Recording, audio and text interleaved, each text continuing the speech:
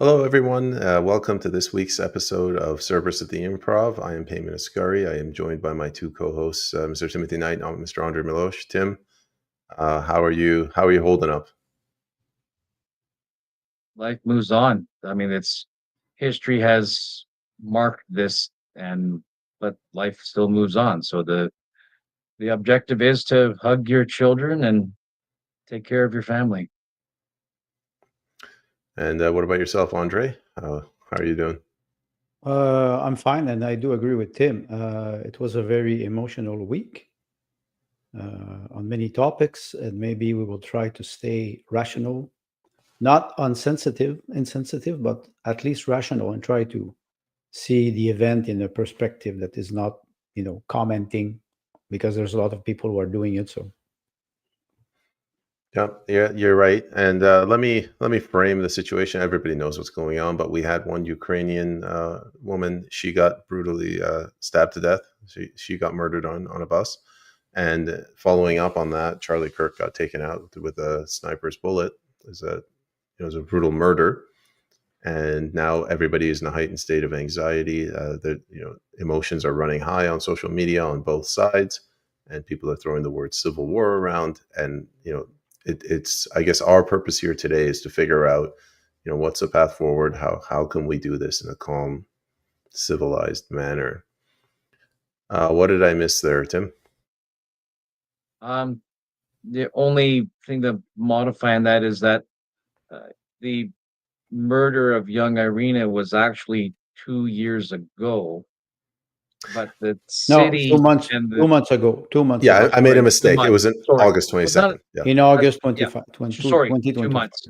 So that it didn't actually happen this week because the information was willfully suppressed by the people who were responsible to do the to get justice for her, but that it came out just this past week. As far as the internet's concerned, as far as the human experiential interaction is concerned, it might as well have happened this week because people were watching video, and video triggers the mind to think this is happening right now. So then her murder, which is beyond effective description, primes us without really knowing it. Because, like you said, that heightened anticipation, that heightened awareness, the heightened sensitivity. And then Charlie Kirk is assassinated with no possible, signaling, no possible preparation. So the her murder, the tragedy that happened to her, primes the pump and amplifies what happened to Charlie Kirk, which is an actual political assassination, but it amplifies it even further. So now you have a population, particularly among certain demographics in the states, that are literally using the word civil war. Andre? Well, Tim mentioned something important. The video always has a very big impact on our psychological behavior. The murder of Iryna Zarutska was reposted on many platforms. Usually, you would see this on mainstream media, random event, but we didn't see nothing because it was suppressed. And you remember the death of George Floyd 5 years ago. It was 2020, I think. It was on every mainstream media channel, and It was live. going on 24 hours a day, repeating it. What is surprising is the double standard. Again, we always talk about double standard about information, and some alternative media like X, Rumble, Odyssey, some alternative bloggers, journalists, they are relaying this information, and now it's coming out that the assassination of Charlie Kirk was practically live, in a sense that it was broadcast very, very fast after the shooting.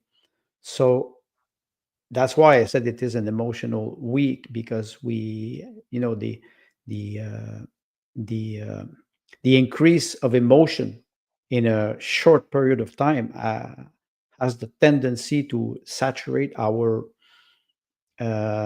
psychological behavior. We are overwhelmed by information and we don't know how to react. And most of the time, even the most rational people will react emotionally. I was shocked. Like I said, I didn't know Charlie Kirk. I made the connection, and I was shocked because after that they replay the shooting all the time, angle, and you know how it is. For me, it is a show, so it is not nice, and it is not rational, especially for his wife, for example, or his children. His children are too young to see it, but they will feel the event. Like, it's like, I think Tim will mention the reference to JFK or Martin Luther King Jr. The effect, the political or the historic event effect of the event. So I think we have to step back and try to analyze it more calmly. I will not say rationally, because it would imply that we don't have any empathy. No, we do, but let's try to analyze it calmly. As you guys were talking, it occurred to me, in Vancouver 2-3 years back, there was an incident where an East Indian Sikh individual, for no reason, got up and stabbed a father and killed him. I think he stabbed him in the heart or the neck. Do you remember this, Tim? Happened at a Yeah, it was Starbucks. yeah. Yeah, and I don't know. Maybe, Andre, you're right. It's the fact that, like, boom, boom, boom, the murder of Iryna, the incident in Nepal. I think it was in Nepal Yes. where you had the coup d'état. Maybe these Yes. things Don't forget the target of the 5 Hamas negotiator in Qatar. There was a lot of event this week that made the emotion rise. And the AFD assassinations in Germany are just behind us. Well, assassination, they say they die under suspicious It's just sure 5 of them. but Okay, but right. but yes, you're right. It looks Yeah. suspicious. Yeah. So then what happens to a general population, particularly one that spends so much time of not just getting information from sources, but being immersed in it because of the nature of the internet these days, which is so immersed and so interwound into your daily life and your daily conversations with even people within your own town and whatnot.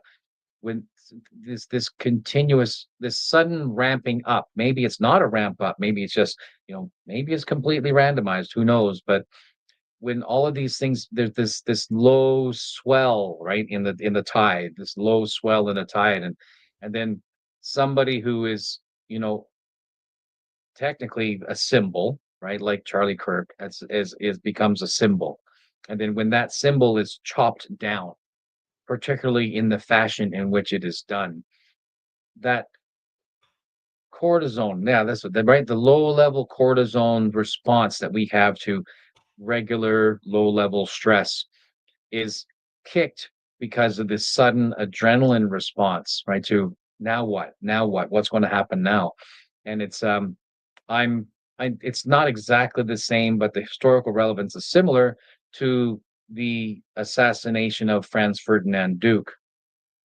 Sorry, Archduke Franz Ferdinand, right? That triggered the First World War. And the First World War didn't happen the day after. It took a couple of months to really ramp up. But that was such a significant event that people on both sides were immediately galvanized, even back then. And we are seeing that because you look at what's happening on social media, that galvanization has never been stronger, I don't think, in the last, well, since what? Okay, so since Trump's re-election, right? So which is already what, year and a half behind us. So we have these ebbs and these flows and right and these tides and whatnot. and the people are continuously subjected to this, floating on it, and then not really feeling like they have a whole lot of control.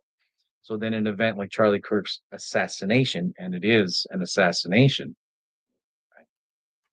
and the people are suddenly in a panicky, just straight up panicky, right? And that's dangerous because, like you said, we have to have some form of rational thought, something on which to center ourselves and to say, this is the fulcrum. Regardless of how things swing back and forth, the fulcrum remains strong. So we stand as close as we can to that, and we should find our way through. I want to make a comment and then I have a question for you, Tim. Uh, it's just us talking right now. It makes me realize that this is a pressure cooker situation, and it's not just the Qatar thing; it's the UK thing. It's Mark Carney. Like, this has been going on for several months, where they're putting the pressure Yep. on. So this is actually not like 9/11. Like 9/11, everything was more or less okay until they hit the towers, and then all hell broke loose. So my question to you, Tim, the assassination of Archduke Franz Ferdinand, was it a pressure cooker, or was it just like a one-off thing? No, that was a pressure cooker. It had been that way for a long time because you look at the Balkans, the Bosnians, the Serbians, the Muslim populations that were living there, and they weren't all well aligned either at that time. And the Christian populations that were there, and they weren't all well. A lot of tiny, small tribal things happening down in that, the Greece and Balkan Peninsula region, and they were quite heavily they were under the thumb of the Austro-Hungarians quite heavily. So the commoners had good reason to push back. And so it was, I think, the gang that the young fellows was called the White Hand, or was it the Black Hand? Right. Racist. But he was part of a gang, right? He was part of a gang. And they pushed back in quasi, well, they weren't really that well organized, right? So they were just basically a lot of young fellas and young women are like, we're going to push back in whatever juvenile ways we can. And this one managed to get his hands on a gun, which is not that hard, but and had an opportunity and he took it, right? And as a result, the Austro-Hungarian government found an opportunity to use an external force, which was Germany, to buckle down even harder on that local population. And so when they went and got what's called a blank check from Germany, and then they began to pressure this down on them, and then the West said, "Yeah, no, that's not how this works." And then Germany, being embarrassed because they realized, what, this is a local squabble. You guys got to figure this out yourself. But it's already too late because they gave them a blank check, right? So then Germany, the Weimar, buckles down, says, now we have to fight because now it's our honor. And then so all other reasons aside, it becomes a domino effect. So what we're desperate to avoid in a situation like this, the same as JFK, the same as Martin Luther King Jr., Malcolm X, RFK, right, Gandhi, all kinds of little situations where these things were used, could be used to trigger, right? Could be used to trigger. There are the centrist needs to find a way to get this back on the fulcrum. So while everybody is angry and everybody is emotional and people are, being very liberal or illiberal about it, people being very in conservative about it, we have to come back to the middle. And I think coming back to the center point where we can be rational while still acknowledging the emotion of the moment is recognizing a man has been assassinated. He was a human being. And so we step away from the symbol because that's his mask, right? That was his public persona. He carried that like a vocation. That's what he was, right? So I made a comment on X, I think it was, your id is who you are. The ego, the id is what you are. The ego is who you are, right? And who he was to the public, that's a mask he put on to achieve a particular goal. But what he was a young man. He's my son's age. How am I supposed to? How do I wrap my head around that? He's my son's age, right? And he and my son are very well aligned on a lot of their views, right? So It could be anybody. There are a million sons in America who think exactly the same way. There's a young woman who is a wife and a mother of two children, and she had to tell her 3-year-old girl who saw and does not understand. And she has to explain this. So that I'm interested in the humanness of the moment, not just the shock and awe. Right. Go ahead, Andre. Well, I think Tim is right. But maybe, the human side of an assassination. It's like the assassination of Charlie Kirk or the murder of Iryna Zarutska. And I use two different verbs or two different words Yes. or two different situations. They are recycled by history. Tim mentioned the Austro-Hungarian Empire, but don't forget it was also the Ottoman Empire, the British Empire, and the Russian Empire. And why I say those four empire, they were arriving at the end of their life expectancy, in the sense that they start to decay slowly, and you have corruption, you have more violence, more repression, and you arrive at a point where you have an event. Sometimes it is a random event that is not related to I would say, global conflict or global situation, and it triggers an historic event. It triggers something that you cannot control. What is happening with Charlie Kirk, especially for the spectrum, the right wing spectrum. It's a way to reappropriate what we would call patriotism. I would not even refer to nationalism, but patriotism. Pater, from the father, meaning that you need authority, not authoritarian, not an authoritarian regime, but authority, restore authority. What Charlie Kirk was doing in colleges was quite interesting, because he was challenging also all sorts of individual, young men, young women who were confused psychologically. I will use this expression not to antagonize anybody, but they were not capable of defining or using a rational discourse. And he was trying to challenge them gently, politely. I saw some of the videos. I, of course, if you say, for example, in United States, after they overthrew the uh, the judgment about abortion, Roe versus Wade.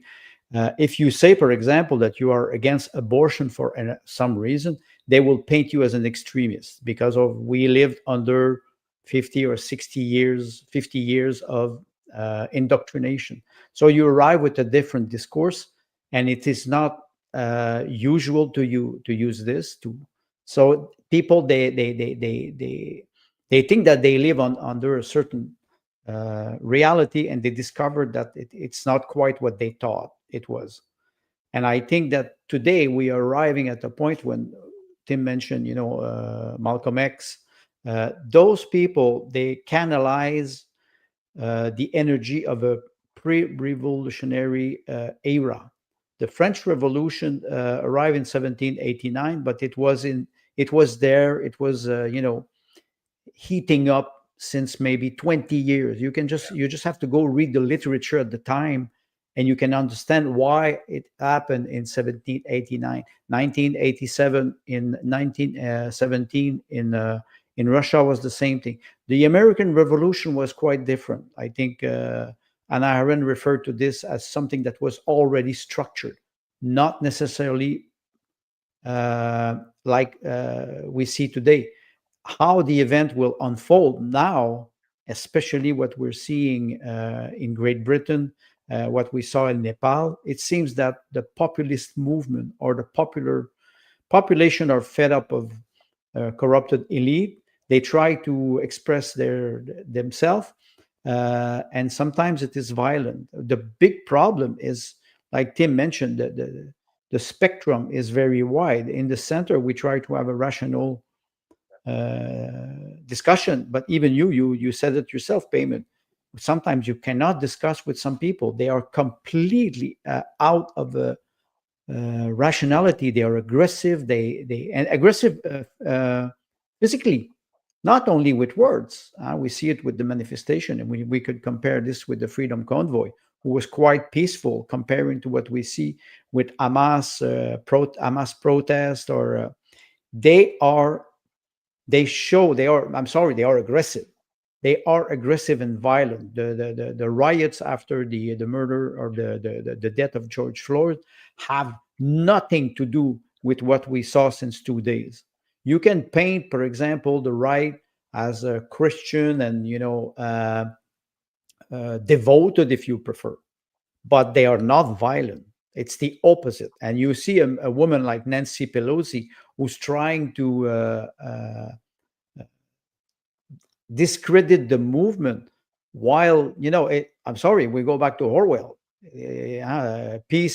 War is peace, violence is a peaceful protest. Wait a second. Today we see what is happening. There's an event today in Toronto, and immediately the Antifa movement started to attack the protester in Toronto. So we are witnessing history. How it will unfold, I don't know. I just pray that we can stay rational. But can we stay rational when we have hysteric people in front of you? That's quite difficult. Like I say since many. You go in an asylum, and you go there. You don't have a rational discussion with a madman. Why they are there? The man who killed Iryna Zarutska, maybe he was mentally ill. Okay, why is he on the street? Why is he in public transport if he's unstable? If he's not stable psychologically, he should not be there. It doesn't mean that he cannot have treatment, that we cannot have empathy for an individual a human being, like Tim said. But what is he doing there?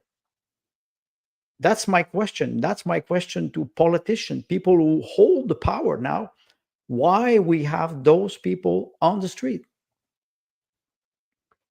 I'm finding it increasingly more difficult, especially it's only been like 48 hours, but to think about this rationally from a centrist position, because I talk to the people on the right, and they're like, we tried being peaceful, and they executed this guy. This is a perfect example. I mean, he wasn't aggressive, he wasn't violent, and they took him out. And I'm wondering if, and the media is to blame for this, but it seems like they're trying to push the right into getting aggressive. Like they want the right to be as aggressive as the left, so that they can to justify their behavior. Of course, that's always the strategy.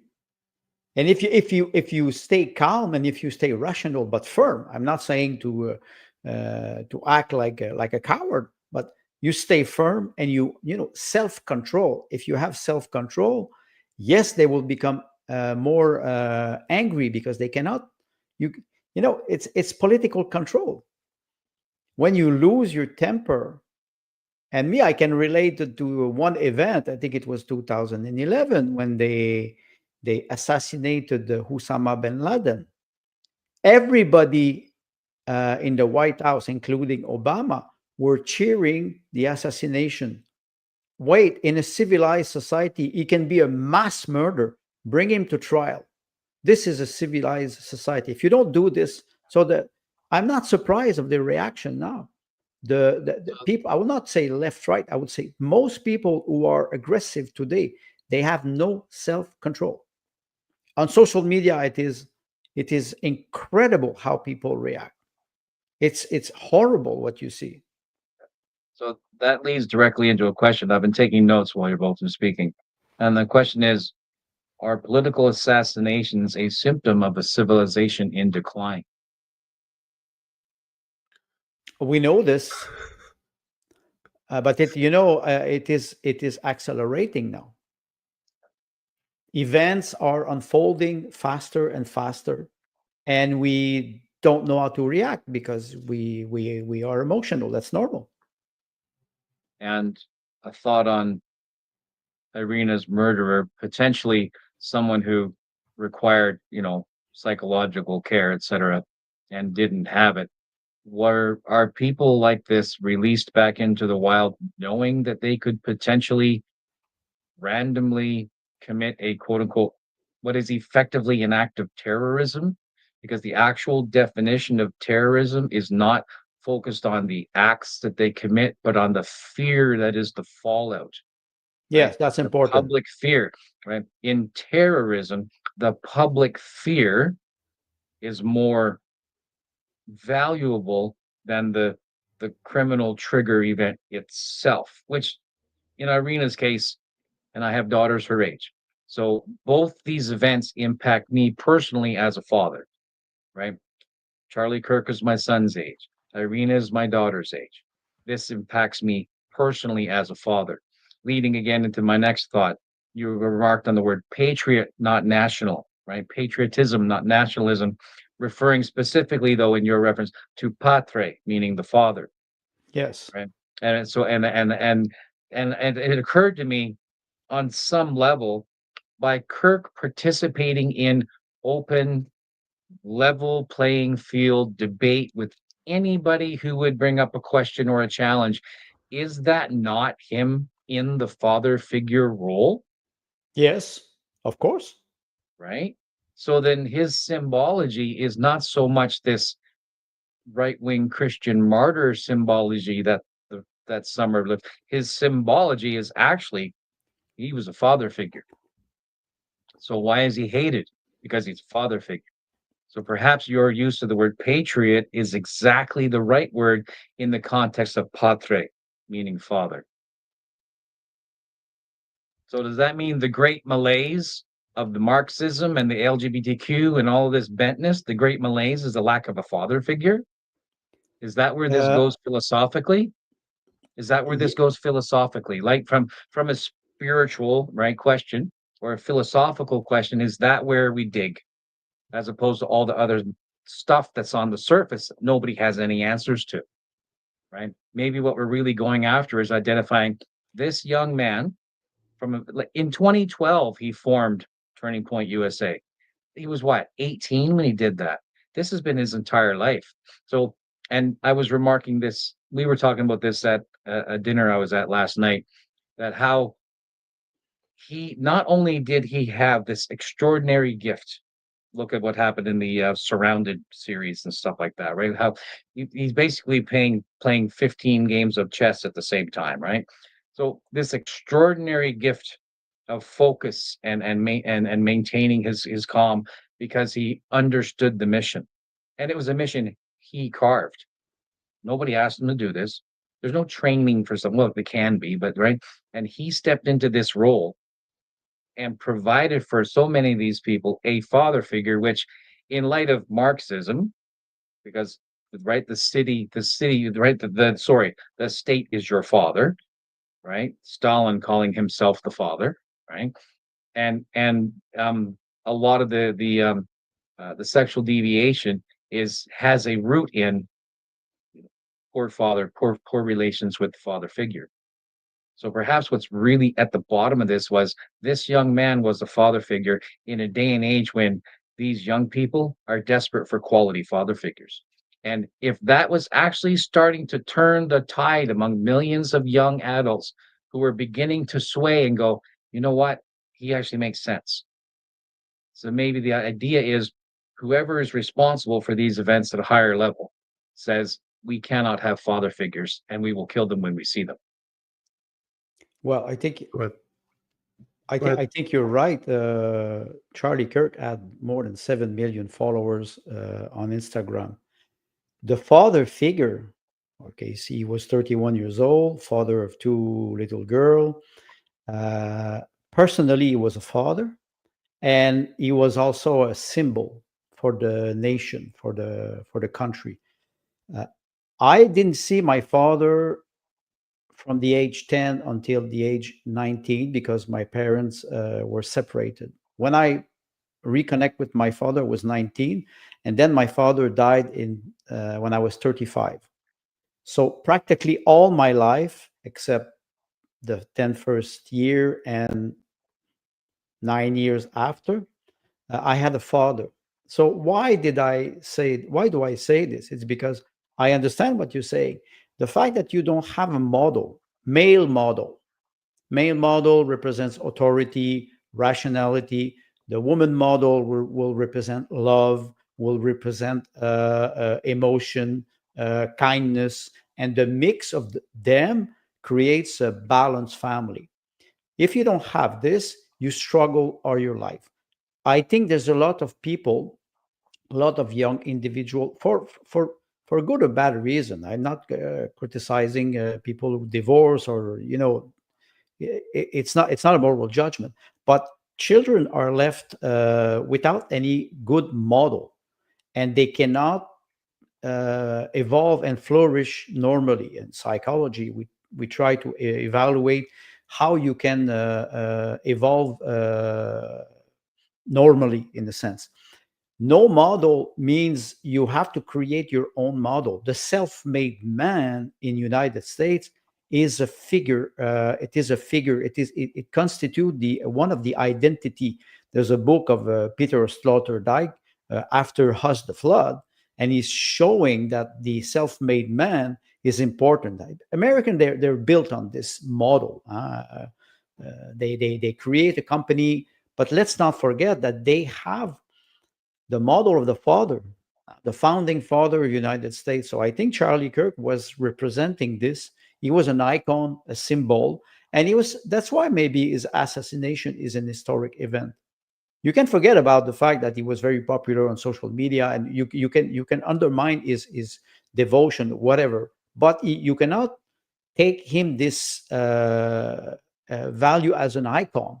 He was an icon for a lot of people, and maybe for people on the left side of the spectrum, political spectrum.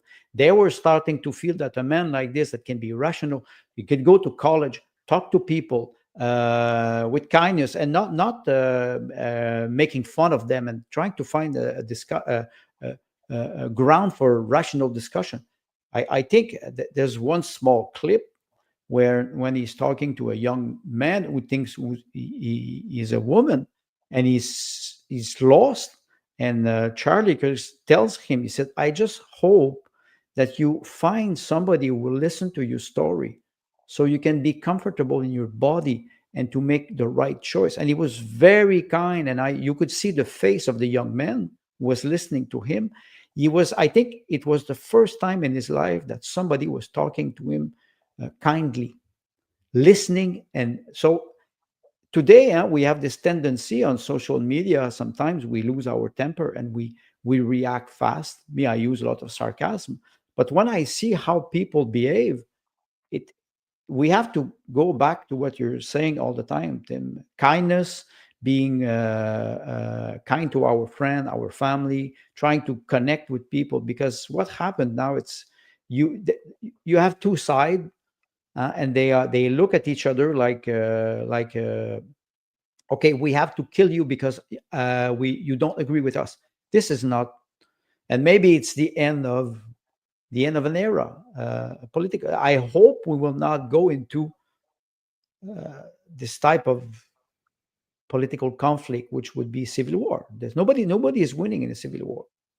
Can I jump in? I want to play a video. And it's from Charlie Kirk. It's exactly what Andre just said about how he's talking about the feminization of women, taking men out. If you just bear with me, I have it here. I was playing it earlier. Here we go. Anything that 30 years ago would not have been commonplace to say. Wait, what happened? The powers that be afraid of that message that Andrew Tate is bringing out to the world? Yeah, I mean, look, Andrew is a very smart man, and I'm not going to get into all the accusations against him. I don't know the truth, or we'll find out. But I will say this: what he says is so powerful, and let's emphasize on that. What Andrew Tate is doing is he's communicating a warning of what happens when society becomes too feminine. Now, if I offend you with this, good, because honestly, it's the truth, and you need to hear it. So, by the way, for the ladies in the audience, I would venture a guess you are underwhelmed by the feminization of American men. as it's happening around you. I hear it all the time. So a society can become too feminine, it also can become too masculine, okay? So we know what happens when a society becomes too masculine. You get Mussolini, right? You get too dictatorial, too rigid. That's where you quote unquote get the kind of authoritarianism that we're war against. But have we ever thought deeply, what happens when a society archetypically becomes too feminine? That's an interesting question, isn't it? Well, all of a sudden you get the complete disregard for rules, customs, and guardrails because you want to accept all things. You get feelings-based societal governance over rationality-based societal governance. It is the man's job in a marriage and when you raise a child to say no. That is my job as a father. No, no, no, no, no. We are seeing the American man, porn addicted, lowest testosterone rates in 30 or 40 years, least married, least purpose, most suicidal in history. Why? It's because our society is configured towards collapsing the American man. That's bad for men, it's bad for women, it's bad for our country. And that's, I think, one of the reasons why Andrew Tate has become so unbelievably successful, is he does it in an eloquent and charismatic way with a lot of wisdom. Yeah, I just sorry for hijacking it, but I wanted to play that because that's what Andre's been saying quite frequently on this show, the castration of men, and it's what he's just said right now. Well, I use the word castration or emasculation very loosely. I'm a writer, so I'm very satirical writer. But the idea behind that is it is not physical castration; it's intellectual censorship, first of all. And I think Charlie Kirk mentioned also something. The concept of authority does not mean an authoritarian behavior. When you say no to a child, it's not because you don't love your child. When you say no, don't put your hands on the stove, it's because you want to protect the child, and one day he will be rational enough to make his own decision. There's nothing authoritarian in this, and we see the same thing with women. Many people, they mix the difference between men and women in the labor force. Like I say all the time, do you see a lot of drillers in Alberta who are women? No, because it's a hard job. You will see some of women because they train and they want to do it. But on the contrary, you will see a lot of doctors, women. Maybe they have more empathy. I don't say they are better or worse. So you cannot have an equal society that does not work in nature. So you need both. Statuses, and I think what is happening now is that the pendulum will switch to the right, not to the far right. It's a normal behavior to start to have a little bit more authority, especially in a society that is, like Tim mentioned, decaying, and maybe it's the end of an era. You want to say something, Tim, or?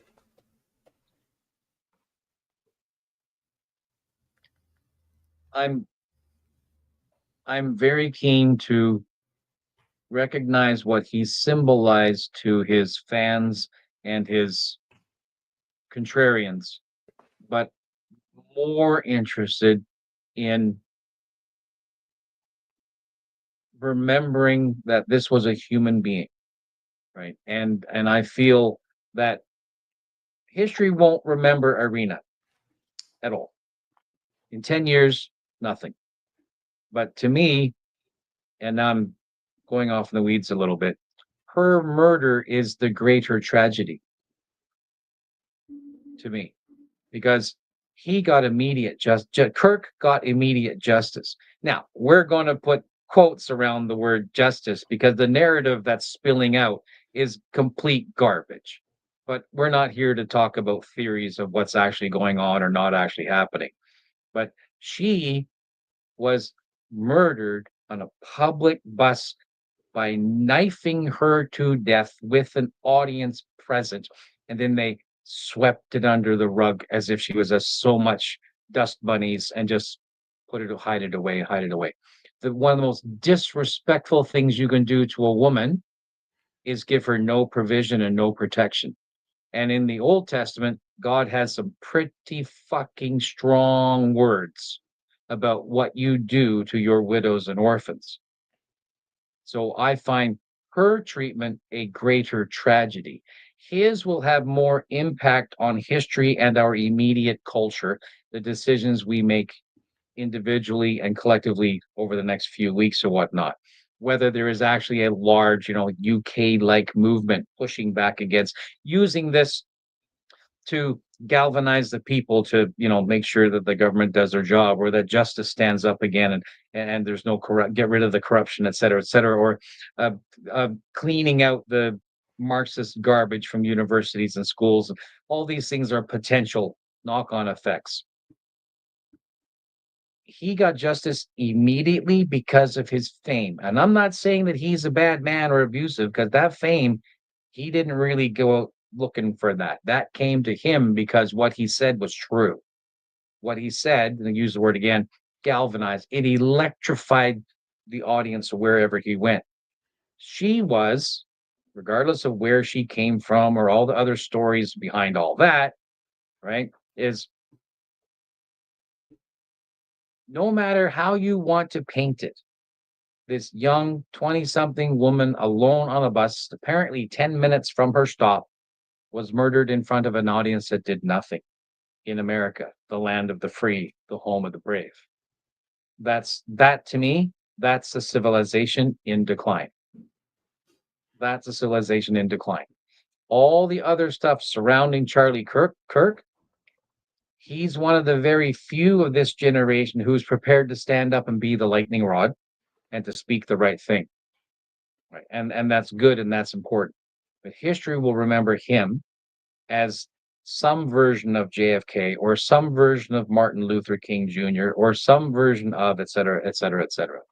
And the people will be galvanized to do something, maybe upwards of the UK, riots and whatnot, maybe something more like Rodney King, back in LA, maybe nothing at all, because everybody's so afraid of it escalating to an all-out actual physical conflict that everybody sits on their hands and hopes for time to just go away. Who really knows? I can't step away from the idea that her murder is the greater tragedy. No, I get what you're saying. Just a side note to the audience, we'll get to your questions at the end. This is kind of a serious episode, so please ask a question. We'll get to it. I don't know how to approach that in an indirect way. I think Charlie Kirk would agree with you. Like the reason that so much of the youth flocked to him, so much of the youth respected him, especially young men. I think they realize and they recognize the decay that you're pointing to with this woman that dies and nobody goes and does anything. If you recall, like a year or 2 years ago, there was that Marine. Same thing happened, and the Marine actually went in and interfered and defended the woman, and he ended up killing the guy. And the society rewarded that gentleman by charging him and trying to throw him in jail. Yeah. So yeah. I think people recognize the decay and the tragedy you're pointing out. No. So that young man interfered with a opportunistic act of terrorism by a government that permitted people who ought not be on the street to be on the street. That's the Lusitania, right? You allow that the individuals or governments or bodies allow an unsafe thing to happen in an unsafe, knowing the possibility of tremendous harm is possible, and they use it to motivate, right? To motivate the masses. Pearl Harbor, for example, right? That it is apparent now that they knew that it was possible that Pearl Harbor could be attacked, and they were satisfied to leave all of that fleet there undefended, knowing that would absolutely galvanize the Americans to war. Let's go to Andre, see what he says. But before we do, JT Canal, thanks for reposting the stream. If anybody else can repost, we'd really appreciate it. Go ahead, Andre. Can you bring the comment of R.B. Ham 440, Franklin Delano Roosevelt? I think it is very interesting. In politics, nothing happens by accident. If it happens, you can bet it was planned that way. Tim mentioned Pearl Harbor. I think it is very important. Iryna Zarutska was killed in August, was Ukrainian. She came in United States, I think in 2022 or a little bit 2023, fleeing the zone of conflict. She's murdered in United States. I was still surprised that they would not use this as to promote a bill in Congress to fuel or fund again the conflict in Ukraine. But also the regime in Kiev denied her father to go to the United States to attend the funeral. When you think of this and you think of what RBM mentioned, in politics, nothing happens by accident. Charlie Kirk it is a political assassination. Even if it is this young man, the sniper, I think, 22 years old, he's a Christian from Utah, and you arrive and you say, wait a second, it's too easy. It's way too easy. It's like JFK. It's like Malcolm X or Martin Luther King. It's way too easy. You arrive and suddenly you have an event that will galvanize an entire population on the left side of the spectrum or the right side. This can be dangerous. I would expect politicians to downplay the narrative, ask people to calm down, but you don't have to do it with the right-wing people. You saw any riots? There was nothing, and it was only from the left side of the spectrum. And you have Democrat politicians, they continue to deny that every time there are protests for any reason, there's always violence. And it is the modus operandi of the left. The only way you can create a revolution is through violence. You cannot change a society, you cannot change a system without a revolution. And if you need a revolution, you will find an event to trigger this revolution.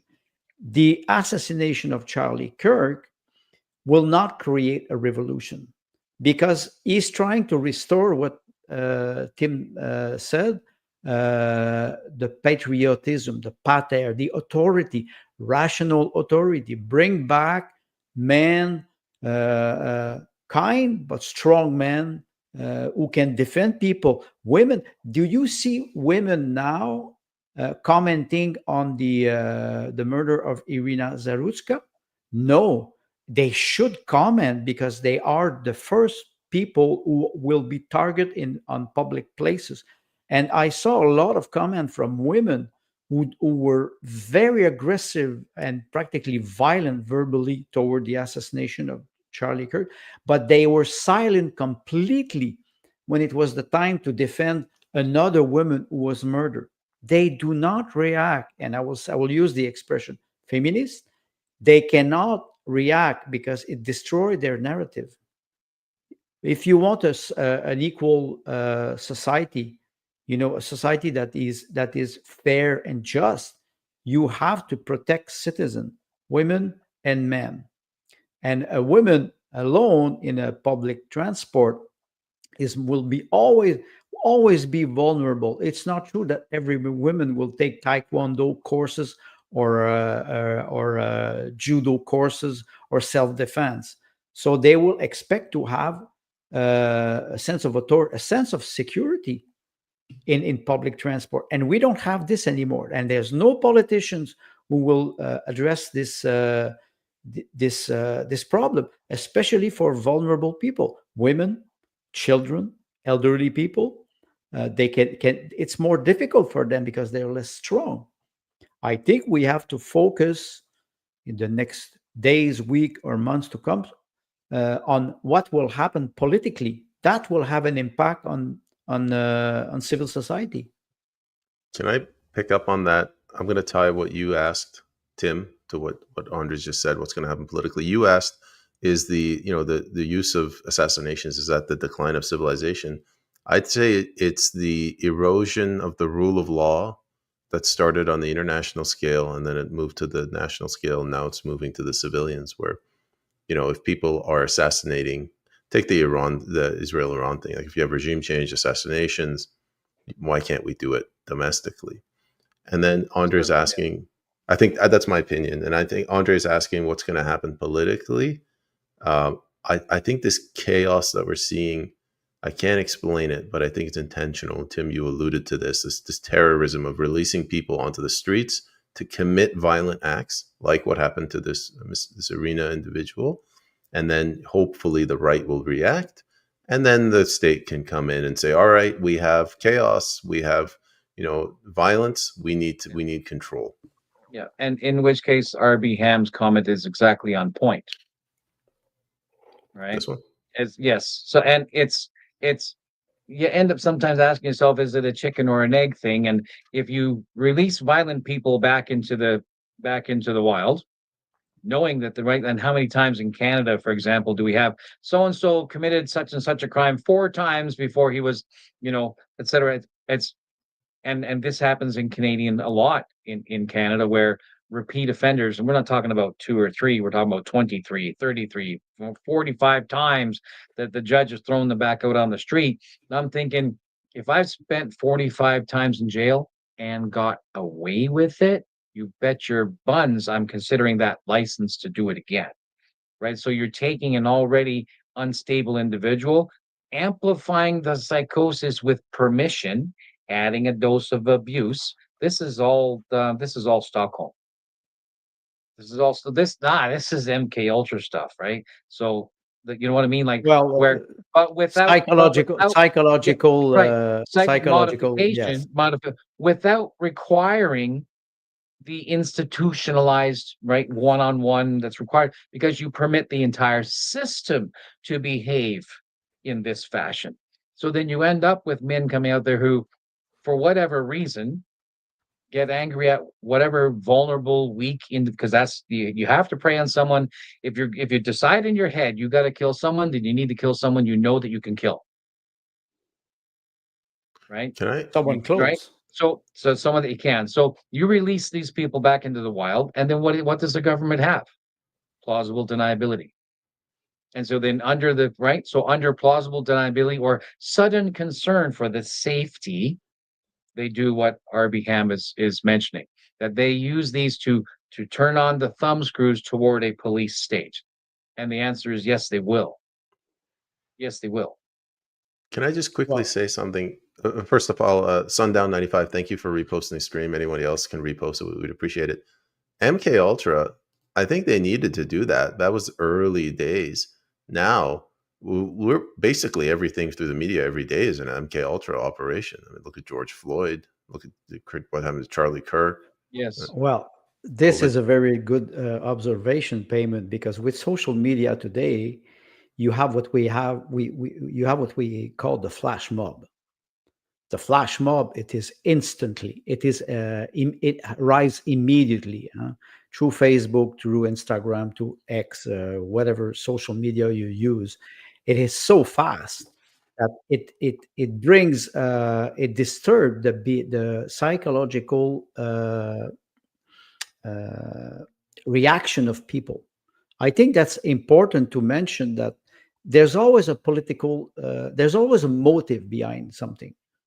Assassination, murder, shooting. I was referring to the different, how, for example, Wikipedia is representing those events. They talk about the assassination of. Wait, I will just go check to make sure that I'm not saying something. They talk about the murder of George Floyd, the killing of Iryna Zarutska, and the shooting of Charlie Kirk. So they want to remove the violent vocabulary referring to Charlie Kirk. If you use the word assassination, you can refer to a political motive. or you can refer to a religious motive, or you can refer to an economic motive. You can say it would be passionate sometime. And I would just make a small difference between assassination and murder. Assassination, commanded and sponsored. Murder, premeditated or passionate. Shooting, trying to avoid violent language. So why they treat the three events differently with the vocabulary? It's because it's they are they have a motive.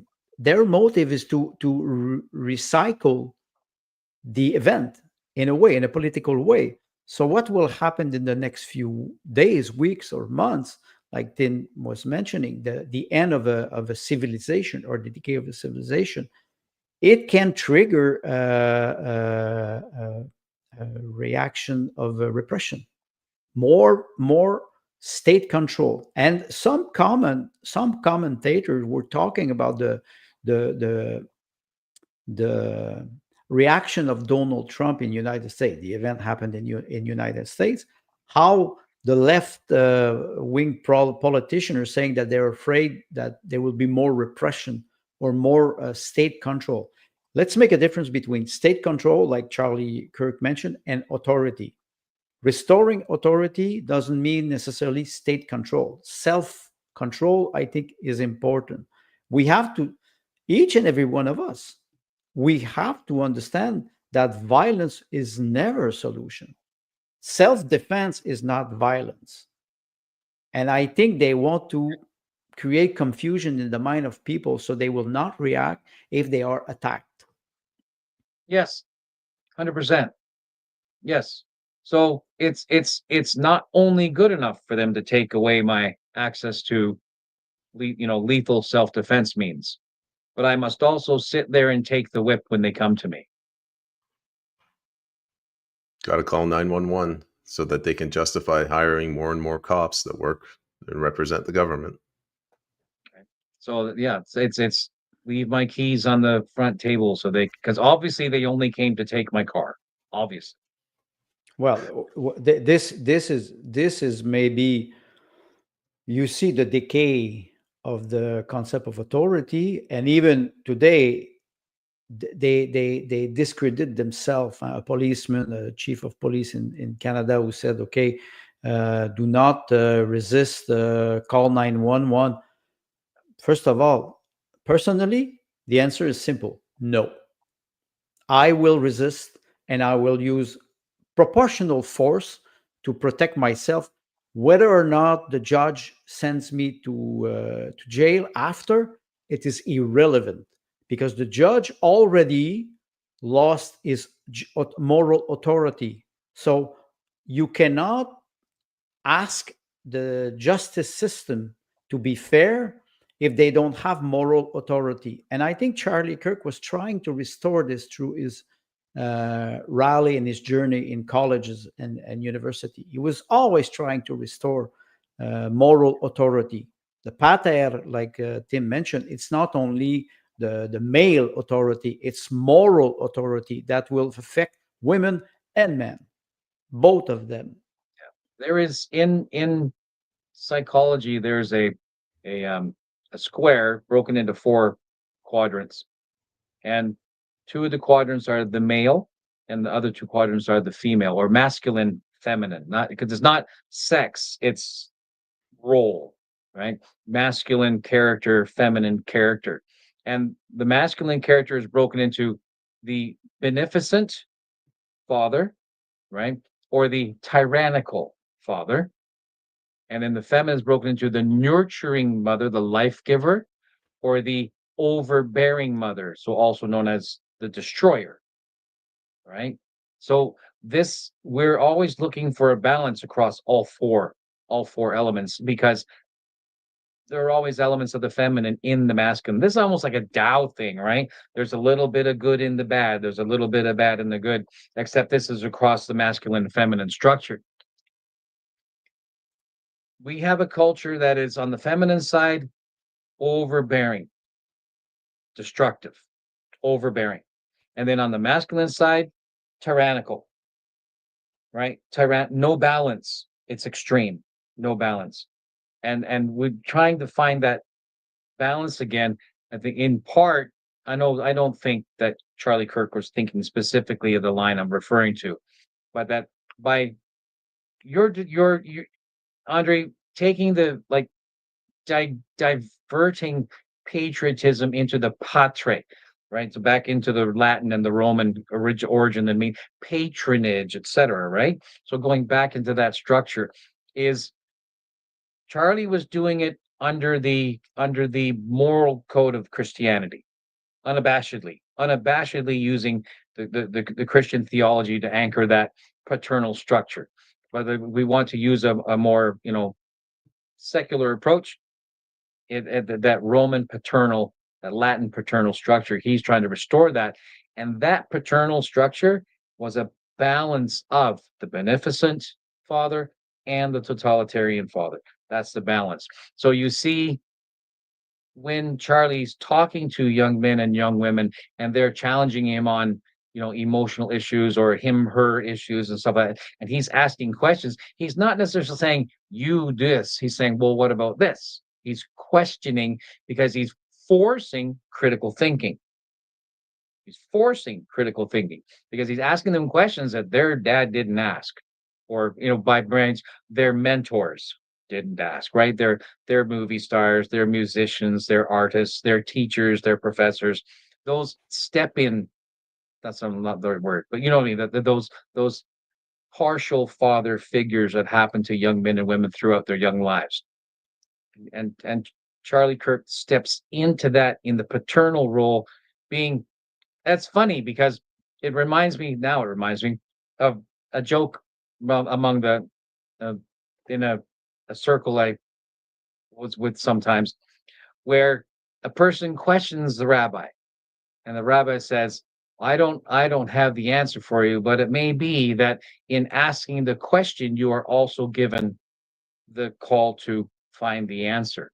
All right. And so how Charlie's framing this in this open debate format is he's intentionally challenging them to recognize the right answer within them.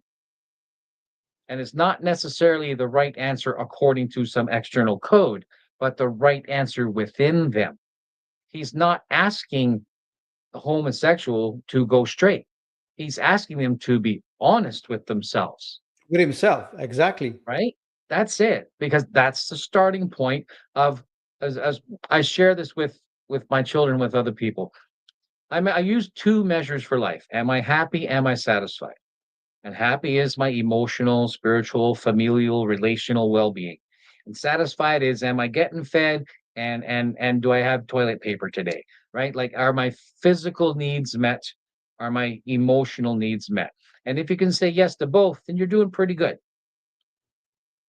A lot of young people, in not just in the sexual dysphoria, but in the economic dysphoria, in the cultural dysphoria, in a generation of where it's very obvious that the fathers before them and the mothers before them have been doing a pretty not so good job. So they're all in this state. So then you say to them, what in you already rings true? Find that. And it pops into your head. I know exactly why he was assassinated. Can I Because jump in? he's teaching them to be honest, and then in a half a second, right? And in being honest with themselves, they will eventually unlock the bullshit around them and simply step out of it. So the reason I'll give it to you in a moment, Andre. You mentioned this is why he was assassinated, and you mentioned critical thinking. That he's sparking critical thinking in these youth. Yeah. I think the reason that they killed Charlie was because yes, he was encouraging critical thinking, and he was doing it in the three areas. Well, principally two, but the three areas that the left is very sensitive about: abortion, LGBTQ, and sort of homosexuality in the family unit, right? The traditional family unit. And that's one of the three. Those three reasons. One of why he got killed, and the other one is where he was doing it. He was doing it on the principal grounds of indoctrinating current and future generations, universities. That's why he posed such a serious threat to the establishment. That's good. Yes, that's very good. Yes. Yeah. Sorry, He literally went into their backyard and started digging up their own skeletons for them. Yeah, no, Right? Yep. he's right. He's right. You're right, Payment. And college and university, it's there that you will form the generation of tomorrow. Tim mentioned something important, and I think you forgot, Tim. Usually you're the specialist of Jung. The four square represent also the lack of the father or the lack of the mother. But if you have look at our society, Western society, most divorce, it will be the woman who will take care of the children. Yeah. Most of them. I don't say all of them. Now you have, shared custody.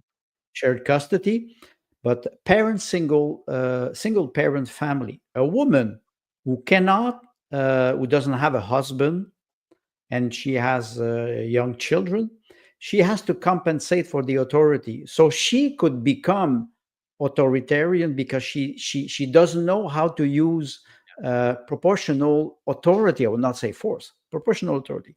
Same thing with a man. A man who would say, I don't have I divorced with my wife, I have the custody of my children. He has to have empathy, kindness. Men are not used to this naturally. I don't say men cannot be, but I think the fact that you lack a certain balance with the feminine and the masculine part in a family will create a situation where individual young children, they will be not abused, but they will have a distorted image of fatherhood or motherhood, and they can react according to this. I don't have a father, so I will reach in society to find the image of the father or the collectivity, especially teenagers, group behavior. Same thing with the mother. I don't have the mother, so I will try to find this image in society or in a group, and you have a distorted image, a distorted understanding of the image of a father and a mother. If we want to restore balance, we need both feminine and masculine symbol, and not only symbol, but real presence, pragmatic presence. Exactly what Tim mentioned. My materialistic need, are they fulfilled? And my emotional need, are they fulfilled? Love, kindness, authority. Do I have a roof? Do I have enough food? Can I send my children to school without being in a system of indoctrination? This is what we're seeing now, a dystopian world, and it ends up in violent reaction, like what we saw. You mentioned the word. We mentioned the word group think, etc. And it just dawns on me that we don't talk about team very much. A group is a feminine structure. Team is a masculine structure. Yes, you're right. You're right. You could refer It to just popped into my head Gustav because Jung. without group think, so you're thinking. This is a feminine process because it is, right? Well, it is. we They have all but team is a doing process. It's masculine. the action and the, I would say the well, I will not say the reaction. I always use the same metaphor: the strategy and the tactic. Yeah. The strategy, you will build a strategy and you will act. The tactic is you will try to avoid. Women, they are very good at that, avoiding a conflict. Mama, can I have this? Go see your father. It's why? Because it's a very good tactic. But if you send your child to see the father cannot say go see your mother, because the father says, well, my mother, your wife sent me to you. You have to decide if I have the right to do it or not. And I think Charlie Kirk, in the small clip that you showed, Payment, said it's the duty of the father to say no. That's the duty of, I would say, that's the duty of a government, of a republic, and not saying no as a government, not saying no, you cannot because we want to repress your freedom. No, because it is wrong what you're doing. The concept of right and wrong. false and true. Going back to my old books of logic in philosophy, and I'm telling myself we are confused between what is right, what is wrong. Stabbing a young woman in public transport is wrong. Why it is wrong, and what do we do about it? Maybe this man should not be on the street. And it's the same thing with political assassination. Shooting an opponent is wrong. It is. There's no debate anymore. There's no discussion. There's And you never. We say war is the continuation of diplomacy, but with another on another form. Yes, but you have to come back to diplomacy one day. You have to. You don't have the choice. There's no other outcome. Sorry, Tim, and just going to jump in. Lori, thank you very much for reposting the stream. Anybody else, if you can repost, we'd really appreciate it. Thank you.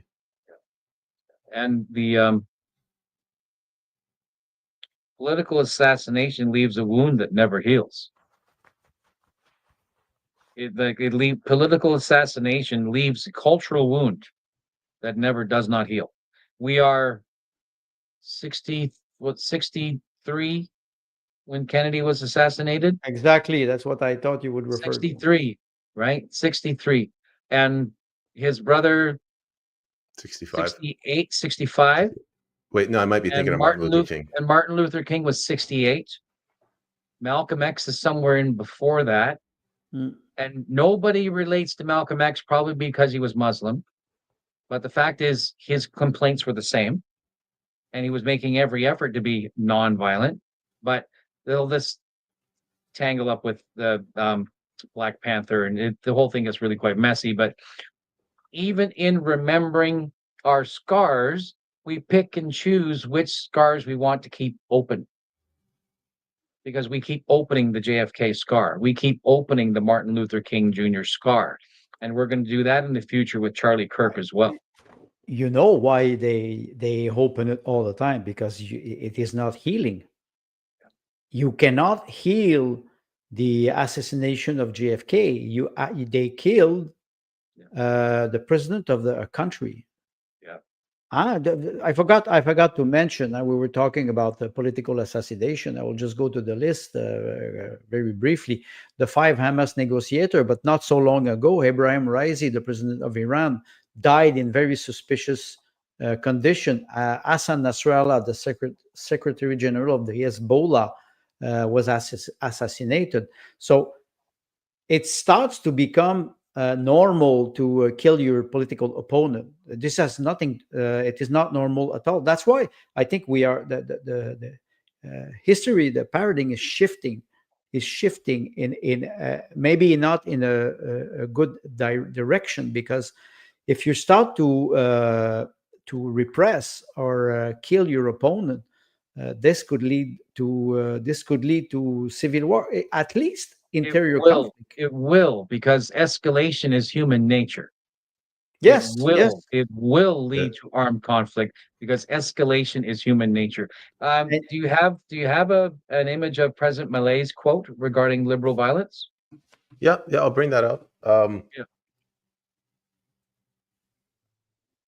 I got like a billion things. There we go. Oh, can you see it? No. Okay, it's loading now. Yes. I'll zoom in. Yeah. So the left is always, at all times and places, a violent phenomena full of hatred. And he's right. Can I just comment on the word left? The left was always supposed to be a political entity that would represent the people. It is not true anymore. The left has shifted to leave the proletarian behind toward a caste. It is a caste of people who are privileged. We can talk about civil people who work for the government, so union and everything.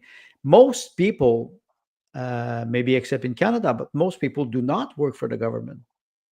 So you should have union who would protect the left, and the left in I would say since 100 years do not protect people anymore. The left has become an instrument of indoctrination or an instrument of violence to promote ideological uh, ideology. Let's say, the destruction of the natural family, the promotion of sterilization. They promote ideas and they do not defend people anymore.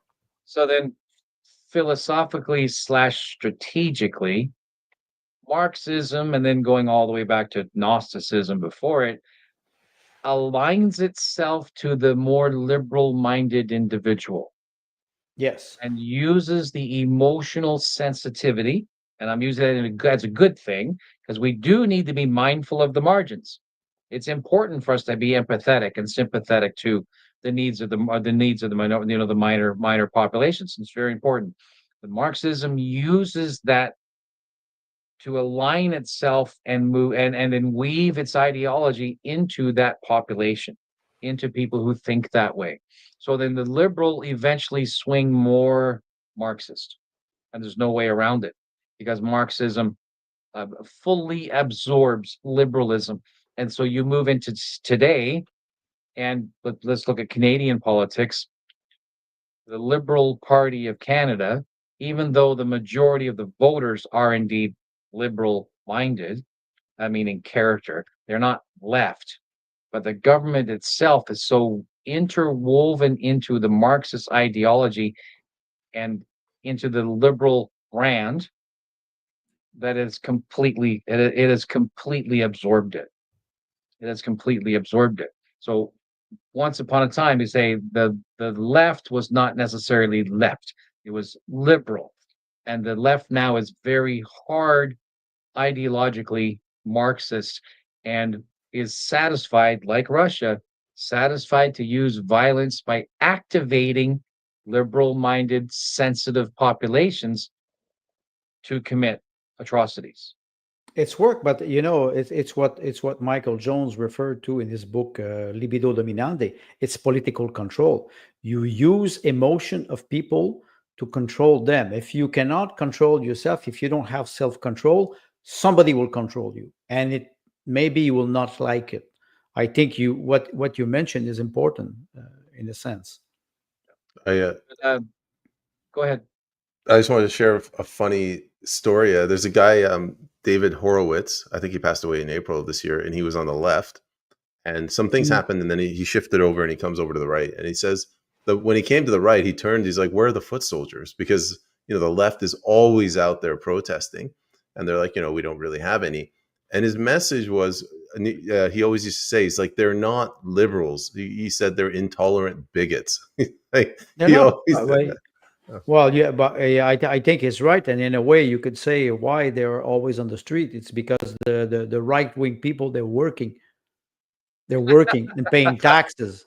You think you have the time to go to riots and protest all the time, and you think you want to destroy the shop of your neighbor because you will have to pay back again? There's one thing that maybe that's a question I would have for both of you. What we saw with the assassination of Charlie Kirk happened in the United States. Can we see something like this in Canada? Are we in danger of seeing this in Canada? Who do we have in Canada worth assassinating? There's the We Unify conference next week. I mean, if they attack Just gonna everyone in there. advertise that? Are you just going to dox everybody? No, Yeah, because Here we are. my question is we see what is happening. I think they say America, the land of the free and the home of the brave. It's also the land of all the opportunities and all the events. Since 100 years, there's a lot of events that arrive in the United States that you will not see here. How about this in answer to your question? Somebody pointed this out. Billboard Chris. He's not as big as Charlie, but I could see them stabbing him. But well, last week, Billboard Chris was aggressed with ice cream and in London, and the police didn't do nothing. And he's been aggressed and beaten even in his own home province. So what would motivate? Well, I mean, All right. So the closest we came to a riot never even began to happen when the um, thugs on their horses trampled a little old lady on Wellington in front of Parliament Hill under the ruse of martial law. And that little old lady on her stroller when she was knocked over was a woman of native descent. Yes, And that's a good and that remark. was the moment the country could have erupted justifiably and did nothing. Nothing. So no, I don't think it's worth the effort for they or them to plan and execute a political assassination in Canada because we're already docile. Yet, now that I'm listening to you, well, yeah, There, that was there you have incredible. it. There you have it. I mean, they might Well, take out Pierre Poilievre if when you have politicians calling Pierre Poilievre an extremist. yes, What do you think? language is violent, and he's a violent man. You can see it through his words. I will What like? refer to Why is something this that guy was not in quite old. handcuffs? How come he's not in handcuffs? Like, How as Because come? soon he's as one How says come? something racist, How come because he's Justin wearing a Trudeau is not in poppy. handcuff? He's hiding behind the poppy. At least we forget. Obviously, he's a good guy. Yes, Look at him, clean cut, late 40s, upper class, white he's wearing guy, a puppy. He's wearing a puppy in September. Wow, that's interesting. I could refer to one thing. he's posturing.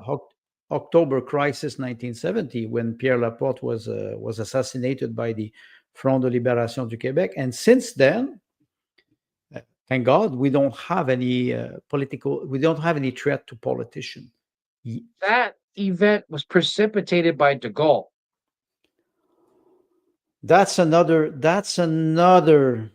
question about what is a sovereignist movement or a nationalist movement. So it's And the same, but it's not.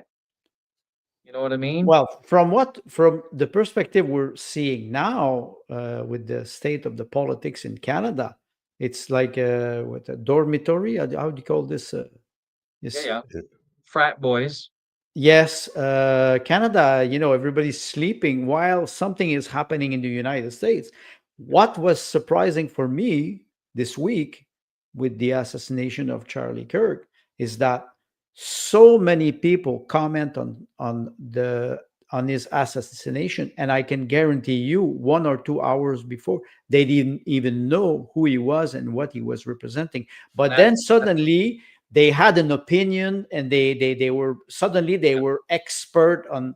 And yeah, I was telling, I don't know him. I saw him one time. yeah, It was quite awkward, and then I made the connection, and that's it. What can I say about it? yeah. Nothing. No. And even now, we're only speaking from 24, 48 hours worth of doing some reading up and catching up on it. And then but what we're relying on is our previous knowledge, particularly regarding deep history and recent history, and how this has a habit of proving that it's unfolding again and again and again. Yes. The I was familiar with Turning Point USA reasonably. I was reasonably familiar with what he's doing, but I didn't understand just, and I'm going to use the word this third or fourth time I've used it in the one show, just how galvanizing he is to that population, that those young people in the States today, particularly on campuses and on social media. I use the word galvanizing, very intentional, because it's an electrochemical process, right? A metallo-electrochemical process that Yes. is immediate, right? It is an immediate surface change, right? An immediate surface change event on the culture. And so that is effectively what's happening here. And all these millions and millions of people who all of a sudden they become professional. They know they know everything there is to know about him, and they get, because symbology. He is immediately elevated to mythological status because of the nature of the crime and because of what he meant and what he was doing, and the spiritual element that's in that, which I should say more in a secular phrase, what he meant to one-on-one relationships and the way we establish our worldview and our place in it. When he is immediately elevated to mythological status, every human being understands our deep stories. And every human being can look at another human being, friend or foe, and go, that person is Hercules, or that person is Persephone, or that person is. We all know this because this is the Western world. We all know this instinctively. We might not be able to put words on it. We jump up and go, oh, Charlie this, or oh, Charlie that. And so they don't even have to know the person, they know the symbol. And the symbol, I'm afraid, is what's becoming wildly overblown and incredibly the gunpowder problem, right? It's the Balkans, right? So the powder keg, and that's what I'm concerned about. So what I want to do is, until more information comes that is actually trustworthy from the media, and we know the media is no longer remotely trustworthy.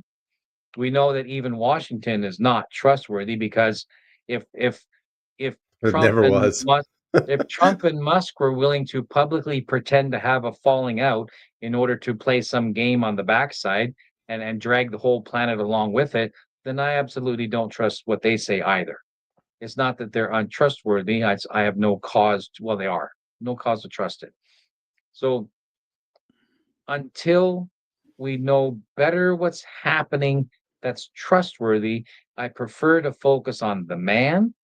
I prefer to focus on his ideas, and I prefer to look into history and find similar situations and tell people, cool your jets, take your foot off the throttle, wait a little while. Andre, do you want to respond, and then let's go to some audience questions. Well, maybe I have a question. You were mentioning, Tim. Let's focus on the individual. Let's focus on Charlie Kirk. Was he Catholic or Protestant? Because I suddenly I asked myself. His wife had a rosary, so they're Catholic. So they're Catholic. So why I say this is because the image of Charlie Kirk as a Catholic refers to the image of JFK as a Catholic. And this is quite interesting. You had to do that.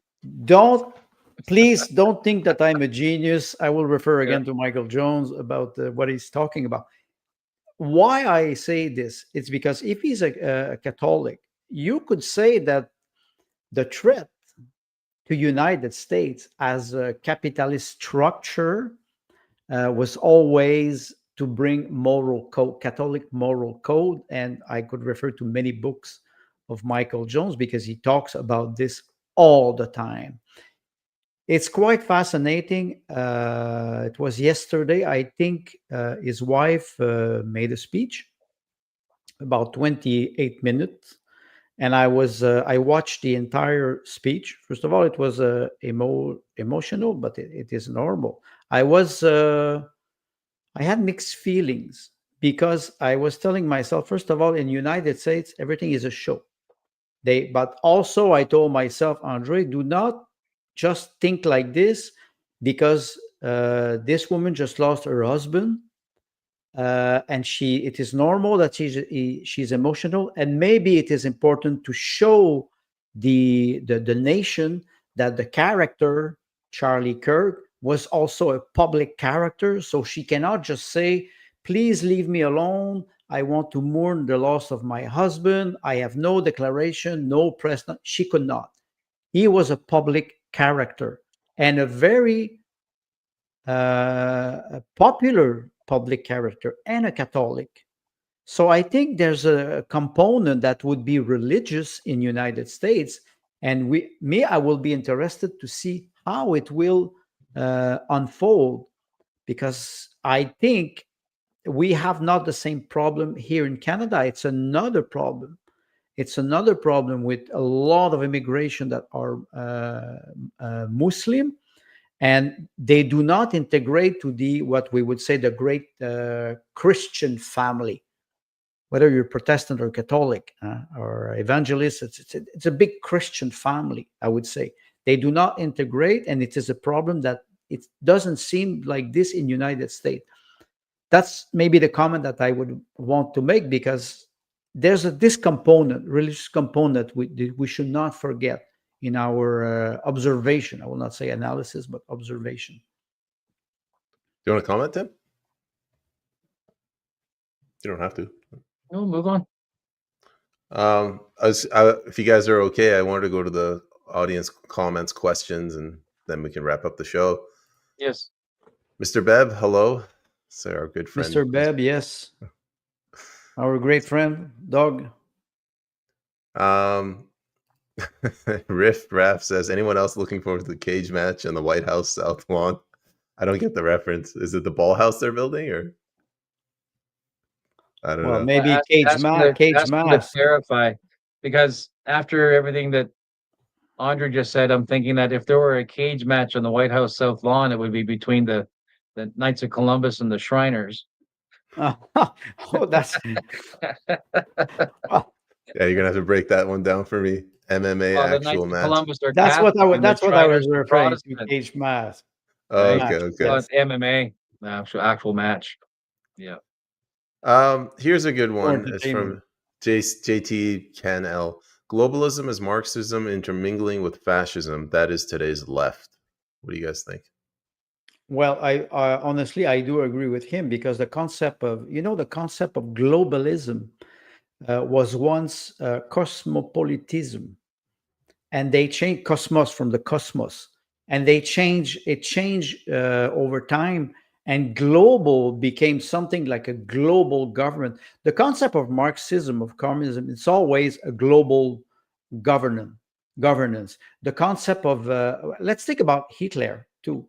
Hitler was we will have an empire that will last 1,000 years. So they always have a program to implement a global governance. The United Nations. Oh, it's supposed to be nations that are united. You still have the word nation. This is starting to be problematic for globalists, because they want to implement one government. Okay, with governors, but one entity that will decide for everybody. I think he's right. Trotsky he didn't use the term globalism, he called it social democracy. Oh, this is not. This is Right? Sorry, Because Trotsky or the NDP? no, it's exactly. Right. Keep in well, mind that Trotsky trotting around Paris and London and New York and Mexico City and Madrid and whatnot prior to the October event in Russia. They were intentionally down in these pubs, having confabs with other like-minded individuals in these other countries, developing ways in which they could, well, not Trotsky so much, but Lenin for sure, integrate and mobilize the Bolshevik, where Trotsky wasn't immediately interested in doing anything like that. He wanted something that was not aligned with an already known political structure. But he used social democracy a lot. And everywhere where those guys put their feet down prior to the October Revolution, in Paris, Madrid, London, New York, Mexico City, they all unionized. They literally fomented communism into the early union movements. Right. well, So the idea. What's interesting, what you're mentioning, is first of all the expression social democracy. Demos and cracy, it is power to the people, and you have social. It's an oxymoron in the sense that I used to say, since many years, democracy does not exist, blah blah blah blah blah blah. Today I even wrote democracy is toxic, in the sense that if you give the power to the people and they are not mature enough to use the power accordingly. I'm not saying voting on the right way, I'm saying voting with your conscience, being aware of how you will delegate the violence to an entity, because that's the purpose of democracy. You delegate violence to a group because you don't want to take justice in your own hands. So I think it's important to see that democracy, social democracy, and you're right, Tim, every time we use those social democrats in Germany, they use the expression to create confusion in people. Oh, I have the power, I vote. Do I have a real power? No, I have the power to elect somebody every 4 years that will decide after that everything according to an agenda. I don't have power. This I, could be And dangerous. the fascist, I'd like to expand on this a moment. The fascist element there, you go and you look at, we think of fascism, we think of Italy, right? And then we begin to think of, It started. right, The word started right, there. So Italy, and then the fascism, and some of those elements were adopted by Goebbels and whatnot later on. But fascism is, in effect, the government using corporations to execute its mandate, which we yes, saw here in Canada during the madness, during COVID. We saw the government using corporations to be the hammer to their anvil. And in a techno-fascist, corporate, there's a word for it, I can't remember the actual word. In that, where it is now the corporations that have been co-opted, right, by, or contained, corralled by these ideologies, and the corporations via lobbies are now exacting pressure on the government. So there is but it's still fascist because it's cor- corporatism and government structure, right, that are using each other to achieve this top down control. And globalism is the means by which it is proselytized across the planet, and they use trade to do that, because the mechanisms of trade are international agreements. yes, exactly. It's international. So I think GT is right when he's talking about fascism. And don't forget, Yes. like you mentioned, it came from Italy, and using corporation as a police force. You have this, and you don't after that you can paint yourself as a leader that is merciful because you ask entities to act for you. Even citizen were spying on each other. Yes, and absolutely, the JT's comment, and in turn media. You go back to Germany just after the Reichstag, when Goebbels gets into power and he has control of the media, Yeah. meaning the Ministry of newspapers, yeah, yeah. radio and newspapers, decided that he went to Hitler one day. So the story goes, I'm going to have some of this not quite right. Goes to Hitler and says, "You see this little thing? It's not this little thing. It was a big box, right?" He said, "This is a radio. We put one of these in absolutely everybody's home. We have them made by Germans, designed right, and then we will create a national spirit, put a brand on these things, and these are radios. We will be the best in the world at the most connected people with our own radio stations," and literally created a new media, right, with nationalized radio, and that became their primary propaganda tool, Hmm. because radio Right. is right now. Right. So yeah, and in turn, media, absolutely. you, Yeah. you guys do realize we have like 15 more questions coming. Go ahead. Well, Shoot. you said we were probably going to go long today. We um, can inspire ourselves with the beer of Charlie Kirk when he was answering every question. we No, no, Honestly, no. He's half my I, age. I can't do that. I would say, Andre, the way you captured it, you said globalism is like the new international socialism. I thought that was pretty cool, concise, comprehensive. Yeah. Yeah. Uh, what else do we got? Mr. Bev, sorry to be late to the party, but I am disturbed by the lynch mob attitude by many on the right. Let's wait for a conviction before we Yes. decide on sentencing. 100%. that's Yes. And this is that's me the going back to moderate. say we need to sit back on the fulcrum, right? We need to be more on the center and not get all swayed by the seesaw, jumping back and forth, trying to find someone to demonize so that we can vent our spleen on them. We are not, I am not the judge. I am not the jury. I am not, right. I have hired the justice system, like you said, Matt Andre, because I don't have the stomach for violence. And that's one of the purposes of government, right? So we need to cool our jets. Yes, we can talk about things, but the activism and the violence and the, even especially, I suppose, especially on the right at the moment, is quite disturbing. I totally agree with Doug on that. It is very disturbing. And don't forget one thing. You're in BC, and you're the king of BC, so you're above David Eby in BC. So Well, that boy's kind of tall, man. I'm going to need a step ladder. No. You can take I'll hold him, buddy. I'll hold him. But no. But I think you're right, and Doug is right too. We try to stay rational, and we try to wait also. Wait for better. The fog There- will lift. The fog of war, right? That I will say a couple of things. One, the old man is a distraction, total distraction. Yes. The young fella they have currently in custody, he's a patsy. The footsteps and the was it so the footsteps and the casings with the markings on them planted.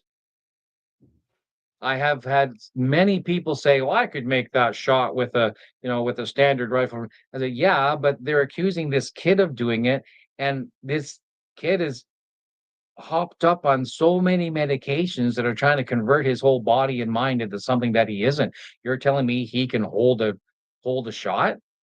No, I'm sorry, I don't accept it. No, I just don't. There are other reasons. So the boy's a patsy. The evidence is fake.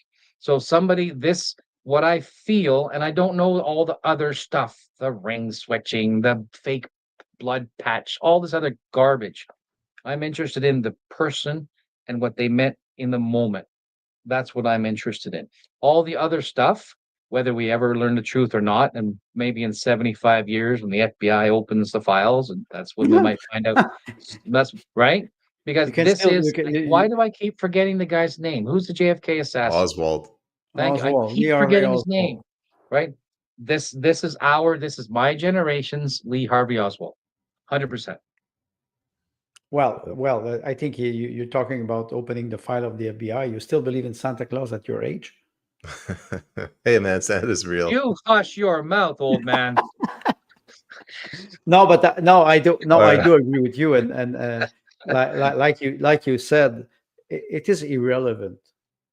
It is irrelevant to try to analyze the event or all the evidence. Honestly, personally, it does not interest me. Like you said, a man was shot. Let's not forget that a man was shot for his idea. Yeah. Humpty Dumpty was pushed. Hey, Tim, here's regarding David Eby. Eby is a professional protester. That's true. Robbie's absolutely right. Yeah. And especially with a lighthouse with a dragon around it. Dragon wrapped around it. Yeah. It's a nice image. Yeah. Actually, I think Doug Bebb is directly quoting FDR. Humpty Dumpty was pushed. I didn't know that. Robbie had another comment up here. If anyone thinks part of the hate towards Kirk doesn't have an anti-Christian hate component to it, I have a bridge to sell. We kind of covered this, like the three pillars that he attacked: LGBTQ, abortion, and the family structure. Yeah, the traditional family structure. Those are very Christian values. Yeah. I can say something about this. Today on the website of Radio-Canada in French, there was an article about declaration from Mark Carney, who wants to implement a law in Canada to forbid violent acts against religion institution. And in the text, you go in the text of the article, and they mention the violence against a mosque and synagogue. They don't mention Christian church at all in the article. And I read completely, and I said this, and I posted something on X. I said, strange, again, protecting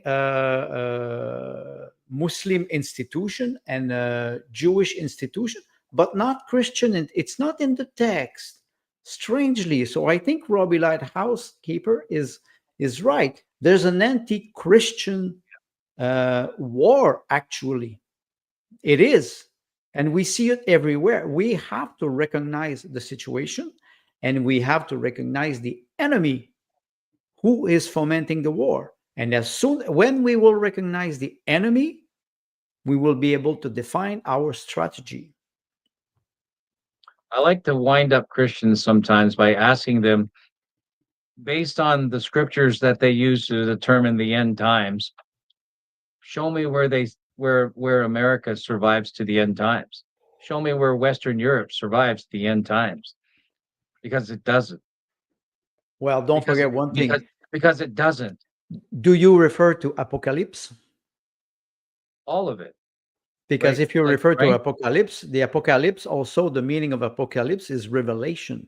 That's right. It doesn't mean that the United States or Europe will hand it. I think in my opinion, it will be an era, a political An era era. that will hand. That's an interesting concept. So yeah, and again, separation of church and state discussions, right? But so Yes, yes, is there an anti-Christian hate component? Absolutely. of course. Absolutely. Absolutely. Because a Christian moral code, that moral code provided by that theology, is the foundation of stable Western society. Yes. Like it or lump it, believe it or don't, this is it.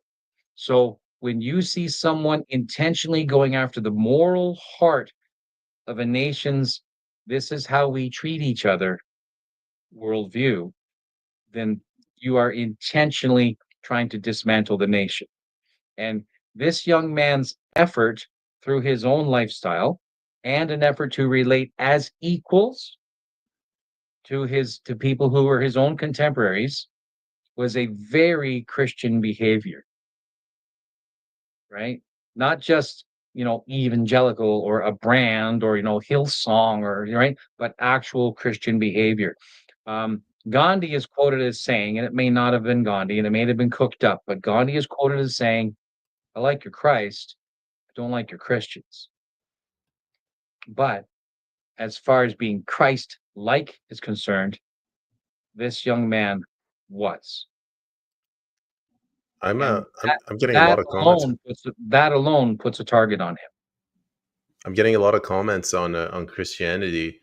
Yesterday, I did an interview with a gentleman. We were talking about natural law and natural rights. This concept of God's law. So it's no coincidence that these communists are attacking the church because they want to completely remove any obstacle to state power, which is what the church is, the God is. Mr. Fichtner, Who? the payment, you interviewed Charles Yes, yes. Fichtner, and I watched the interview, not the entire interview, but I watched a lot. And what he was when he was referring to the natural law versus the law made for man that can be changed or that can be removed, I found that very interesting because the law of man are not perfect. They will never be, and they will always be subject to manipulation. If we would arrive again, and yesterday you referred to Rousseau, the social contract. When we refer to the natural law, we have this tendency of thinking that nature is cruel, and we arrive in civilization with Rousseau, who was Jean-Jacques Rousseau, French philosopher. This is a very bad way to read the evolution of man. And I think Charles Fichtner yesterday mentioned something very important. The natural law is the law of, we feel it, the emotion we have, it's like intuition. We know we should not kill. We know it because it's born in our soul. And he mentioned it yesterday. So the idea of attacking Christianity, you also attack a very ancient process, the natural law of man. And I think he referred to the Universal Declaration of Man and Citizen, and he was referring to 1789 in France. And he said specifically, the Republic will remove the natural law. So the result of this will eventually remove the natural family. You will arrive to this. And I think that they are attacking this because maybe it's the last stage of trying to impose a global structure. If you don't have any family, if you don't have any belief, what you will accept a certain dose of not repression but control. It will be outside. They, like Tim said, if we give you the space to love your family or love people you love and enough food to survive, but we control we control your free will. So I think there's really an attack on Christianity, because Christianity is founded on natural law of God. And I think Charlie Kirk was always referring to God, the voice of God, the path of God, and doesn't mean that you always have to be a devoted Christian, but you need at least you need a moral code. If you don't have a moral code, one day somebody will trespass on your property, and you will end up in a conflict. There in the West right now, there is no single like-minded group that is saying we are like-minded on a moral code. They're saying we're like-minded on land, or we're like-minded on property, or we're like-minded on rights, or we're like-minded on our past oppression, or we're like-minded on our intersectionalized selves, or we're like-minded on. None of them are saying we are like-minded on the way in which we are expected to treat each other. Yes. And Christianity is doing that. And there are elements where it's doing it better than it has been the last 40 years. Right. So because I was raised in a very devout Christian family, and I've seen just how sideways that can go, because ego is always there. Like you say, the moment man meddles with laws, they go sideways. Right. But Charlie Kirk represents, maybe, well, we won't say Christian, but how many Christians will look at a Catholic and say, "Oh, he's not Christian," right? So we're talking about the Christian moral code, and his lifestyle modeled that code. And a sacred thing modern man cannot abide, so it destroys it. Well, I think, when you read the comment of JT, Christianity is essentially an affront to the state group talk. The state has replaced, and we always talk about secular state. The state has become a religion. It's Absolutely. simple. The state Yep. has become a religion, and you bow to the religion, or Yep. you don't. And if you don't, you're excommunicated. That's Complete simple. festivals and sacrifices and tithes.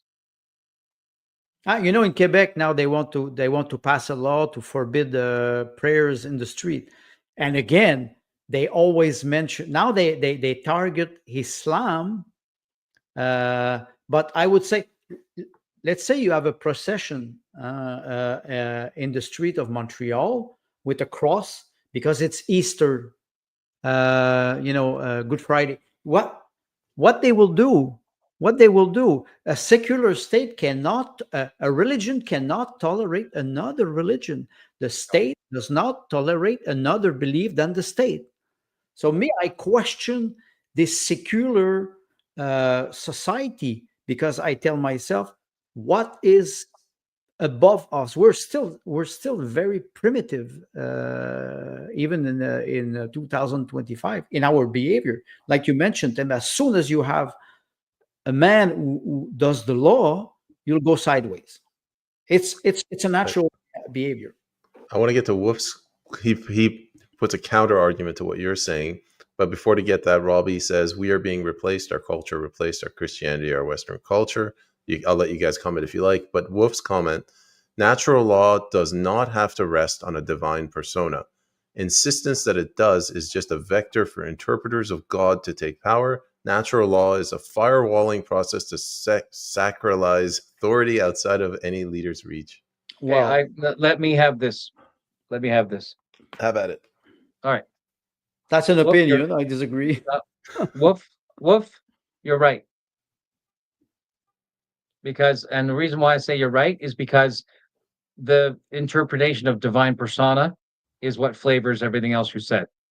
So as long as you're saying that the divine persona is a man-made construct, then yeah, you're right. But my take on it, and I am not an active Christian, my take on it is all creation, seen and unseen, is this infinite being. All of it.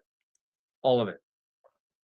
All of it is this infinite being. All of creation, seen and unseen, is the body of the infinite being. All of it. So, and I don't need to believe in a God to believe that everything outside of me has a direct effect on me and it's bigger than me. And if I'm standing underneath the mountain when the side of it slides off, I will feel that. Right. So my respect for natural law, let's just call it physics. Let's be right. Let's secularize it. This isn't starting to Right? be interesting. Let's just secularize it to the nth degree. Physics, cause and effect, right? Straight up calculus. Everything's Boolean. It's this or that. If we want to binary everything and say and you accept it, I'm pretty good. I get it. And I don't need a God. I don't need a Yahweh. I don't need a Jesus. And if anybody wants to use those to anthropomorphize this thing that is just too big for us to wrap our heads around, so we anthropomorphize all of this, and then we have these structures and tales and stories and mythologies, not just Christian or Jewish or Buddhist or right China's heaven and earth, or the animism right of Africa and North American native peoples. Do what you got to do. Do what you got to do. What I say is the simplest cause and effect is how we treat our widows and orphans. And that's a Christian scripture concept and not well found in other religions, because a lot of other religions tend more toward the survival of the fittest mode. Look at the Greeks throwing undesirable babies off of cliffs, right? Whereas the Christian code is all life is sacred. So here we are in a culture that has historically treated our widows poorly, treated our orphans poorly. And in the Old Testament, God's setting up the people of the children of Israel, and he says, if you husbands and fathers and sons and uncles do not take care of the widows and the orphans, and you continue to make them, and they cry out to me for help, and I have to get off my toilet reading my comic book to come down there and help these these orphans and children, and I gotta come down there and put down my ham sandwich, maybe not a ham sandwich, right? Depending on In who the you're talking toilet. to, right? Right. And I gotta come down from my latrine and my time off to fix and solve and help these women and help these orphans. God save me, save you. Because I You, told you not to let this happen. I told you I you would bless you if you took care of your widows and took care of your orphans. And if you don't, then I'm going to FO, was it? FAFO? Right? yes. So God says, I said it first. When you quote fuck around and find out, you make sure I'm the one who said it. And Well, this is where we are as a culture. We have forgotten the most basic law is don't harm your progeny. Don't harm your progeny. Take care of the women and the children in your community at all costs. And we have taken advantage of them. And because we have taken advantage of them, we have sown to the wind and we reap the whirlwind. Let's go to Andre. You wanted to say something.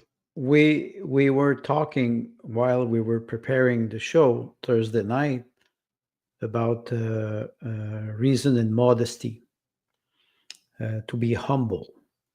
And I would advise people like Tim, when he's referring to God on his toilet, let's not forget that if you would represent Allah the same way, maybe you would be subject of a fatwa, because the representation of God is also an image of ourself. And I think it is very important. You talked about anthropomorphism. Sorry, you know what? I'm really sorry. Sometimes I hate English language because I'm Yeah, French Canadian. But anyway, it's us using Latin words. Why? yes. But the idea is that natural law is a way to express ourselves toward nature. That does not invalidate the concept of something that is greater than us. Call it God if you want. But I think it's very important to make sure that when we use an expression like natural law, it doesn't mean that we agree or disagree on the existence of God. I think that we have to be more modest, and I think modern science, especially with Darwin and especially with Newton, those are model generally accepted. Do they prove completely the absence of God? No. Even Darwin wrote that in his theory of evolution. It does not invalidate the logic process. And I think it's important to refer to, when we refer to scripture, they were written by men, they were interpreted by men. So we have also to make sure that we have something that will bond us with a universal moral code. It doesn't mean that people who don't believe in God don't have the right to express their atheism, but it also means that people who believe in God, they also have the right to express it.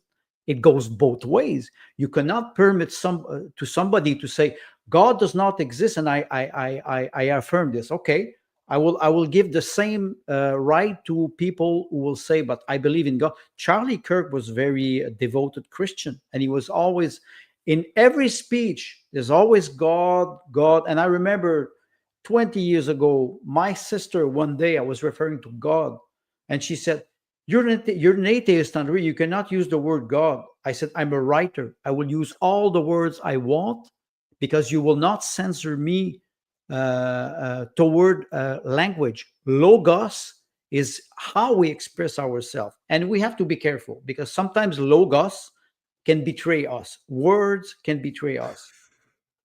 Sorry.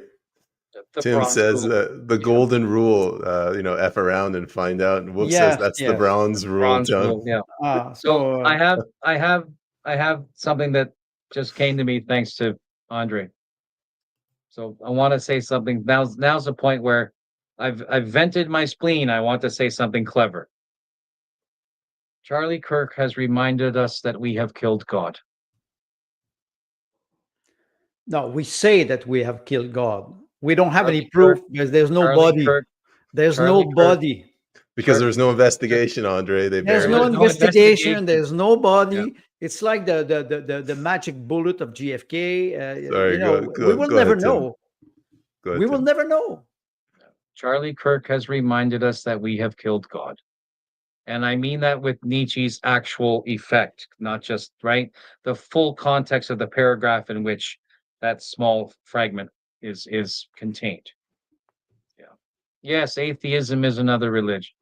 Exactly. I was referring to Maurice Blanchot, a French philosopher, and he was saying there's two ways to write atheism. A with capital A, which means it is a religion. And you have also a small a dash big T, Right. theism, absence of theology. And he was referring to difference. When you affirm or you say that God does not exist, you have no proof. You cannot prove it. You can say, I don't believe in it, and I will make my life according to my atheism. But you cannot prove you cannot prove It, otherwise. yeah. And I think he's right, Doug. Yeah. The Latin letter A as a prefix on a noun Exactly. means absence of. Absence It of, does not exactly. mean anti, it means absence of. Yeah. This is going on forever. I like it though. Atheism is not another religion, but it is a metaphysical system. Not all metaphysical systems are religions. Not all Well, metaphysical systems. metaphysic outside of the physics, something out of the mind.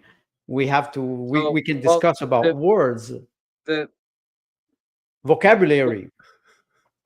Right. Yeah. Well, and it goes back to this is logos that's inflected with pathos, right? The the fact that we acknowledge metaphysical is acknowledgement that there are things out there that we have not yet the tools to observe and measure and categorize. And Yes. as because right that it wasn't too long ago we could not observe and measure an atom. We can't now. We can pretty darn good at conjecturing it, right? But so like, so is it possible that one day we will be able to measure love? Probably not. But for right, is it possible we can measure hate? We sure did 2 days ago, Good point. right? Well, yes, because Right? you, We you may not be able to measure the metaphysical, but we absolutely feel its effects. And that is a spiritual phenomenon. mm, spiritual in a sense, spirit from the mind or from from the feeling, the spirit, Yeah. spiritus. Yeah. Well, then, okay, now it's going to get crude. Spirit also moves into sperma, similar root words, from which life is sprung. Yes. Yeah. Going down a dangerous road there, Tim. There's no dangerous road here. Yeah, it was All right, almost grown-ups only. Our good friend Doug Bebb. Curtis Yarvin defines the modern condition as the cathedral universities are paid by the state to pronounce on morality in substitute for paying the clergy. Yes, these we call them high priests, don't we?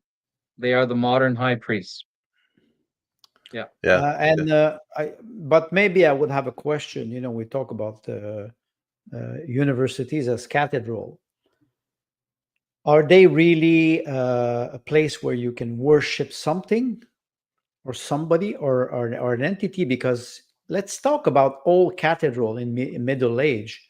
They were there. They were first of all, they were very beautiful building, made by artisan over Sagrada Familia in Barcelona took more than 300 years to complete.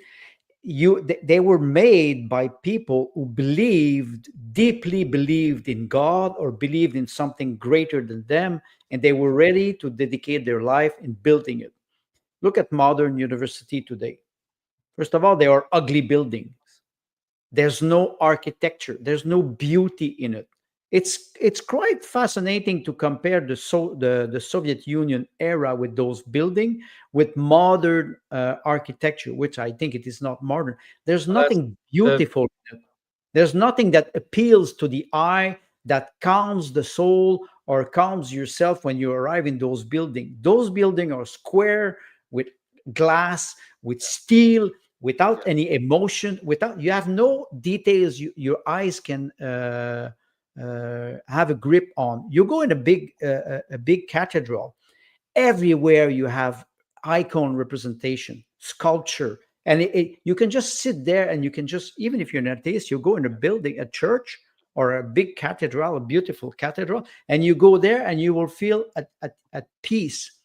Try to do this in a university today with modern building. You cannot.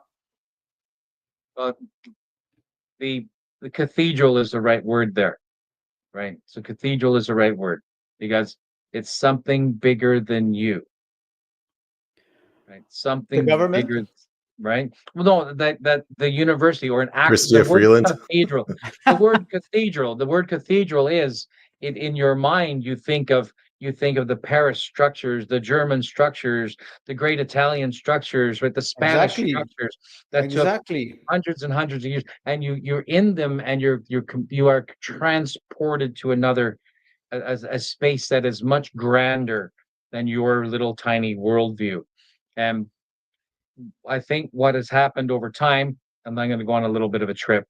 The Bauhaus response after the Second World War was partially, Wolf is right, logistics, because there simply wasn't enough raw material to build the way they used to build. So they went into steel, like rebar, and steel plate concrete, which was relatively new, so to speak, modern concrete, and glass. So logistics was an issue, and funding it was an issue. But Bauhaus took it and turned it into a movement It was an anti-establishment movement. It was a movement against. There was a voice. Bauhaus design was against the Weimar. It was against the Russians. It was against Paris. It was, and so because it was cheap and affordable and simple, and yes, pseudo-Soviet. Well, the Soviet thing. Now I'm referring to Wolf again. That's the brutalism that came after, right after the Bauhaus movement, and it's adopted and it remained in the West because after the Bauhaus and FDL got kicked out of Germany for the third time, they came over to the States, and the States loved it, and they ate it all up and hired them all. The government actually hired Bauhaus students to build most of the more modern universities. So we're stuck with this protest structure, not a cathedral, right? Because a cathedral is a worship structure. Whether it's worshiping a god or worshiping a culture, doesn't matter. Its purpose was worship. Look at something bigger than you and be in awe, and then turn it into this practical humanitarian. And I don't mean that in a good way. Humanistic, maybe that's a better way. Transhuman, maybe more in that direction. These cheap, affordable structures over in America and in Canada that totally removed us from the cathedral and did a harm to young people going into them because university in the West is a rite of passage. So the rite of passage is no longer sacred. It's just something you got to do. It's interesting what you're mentioning, rite of passage in university for unemployment now, because you can have a bachelor, a master, or a PhD, and you will have $100,000 student debt, and you will not have a job. Yeah. So tell me about what would be university as a cathedral today. A modern architecture is ugly because it is not. There's no imagination in it. You can use steel, you can use glass, you can use concrete, but you can do something beautiful. Architects today are not educated to see beauty or to create beauty. They create what you just mentioned, Tim. They create a structure that is supposed to be big, but dead. Transhumanism. Okay, so I'm gonna use a big metaphor that's very contextual. Charlie Kirk brought the cathedral back to universities. Yes, very metaphysical. metaphorically. That's a very contextual statement, because I want everything to be about Charlie today, right? Right. And it was odd because what's his last name? Kirk. Captain Kirk? Church. Oh, I was thinking make cathedrals great again. Right. No, and I mean I'm being wildly, metaphorical, but it's very contextual to our conversation right now. But you're saying that these structures, that having lost the mystical, right, lost our connection to the apothecarian, the beauty of being, just the sheer beauty of being. Having lost that, the purpose of sending our children to these structures was to say, you'll never find this in the village. You have to leave the village and go to the big old city and see this, and then go like, I am part of something so big and so old and so grand, and my anchor is so strong because it's identity building and puts the roots down, right? And so Charlie goes into, I'm being metaphorical again, goes into these, and he holds an outdoor cathedral. In some ways, he's like the old time hellfire and brimstone preachers holding tent meetings in the open spaces. I think that's one of the reasons many people hated him, because he was using a classical vocabulary, and he was using a rational behavior, a rational discourse, or a rational conversation, which is part of a religion. The word religere comes to unite people, not to divide people. He was trying to unite people. In a sense, yes, he seems like a preacher for many people. Today, we replace preacher with marketing. We replace preacher. People were preaching for something. Today, you have people who do marketing businesses, and they want to sell you something. They will come and try to sell you their product. So he was arriving with a classical vocabulary, kind vocabulary, always trying to open the debate. Even if he was he was a Christian and he believed in God, he was not denying the fact that he was not censoring people. He was challenging them. That's something that is quite rare. That's why I think he's an icon. Now he's an icon.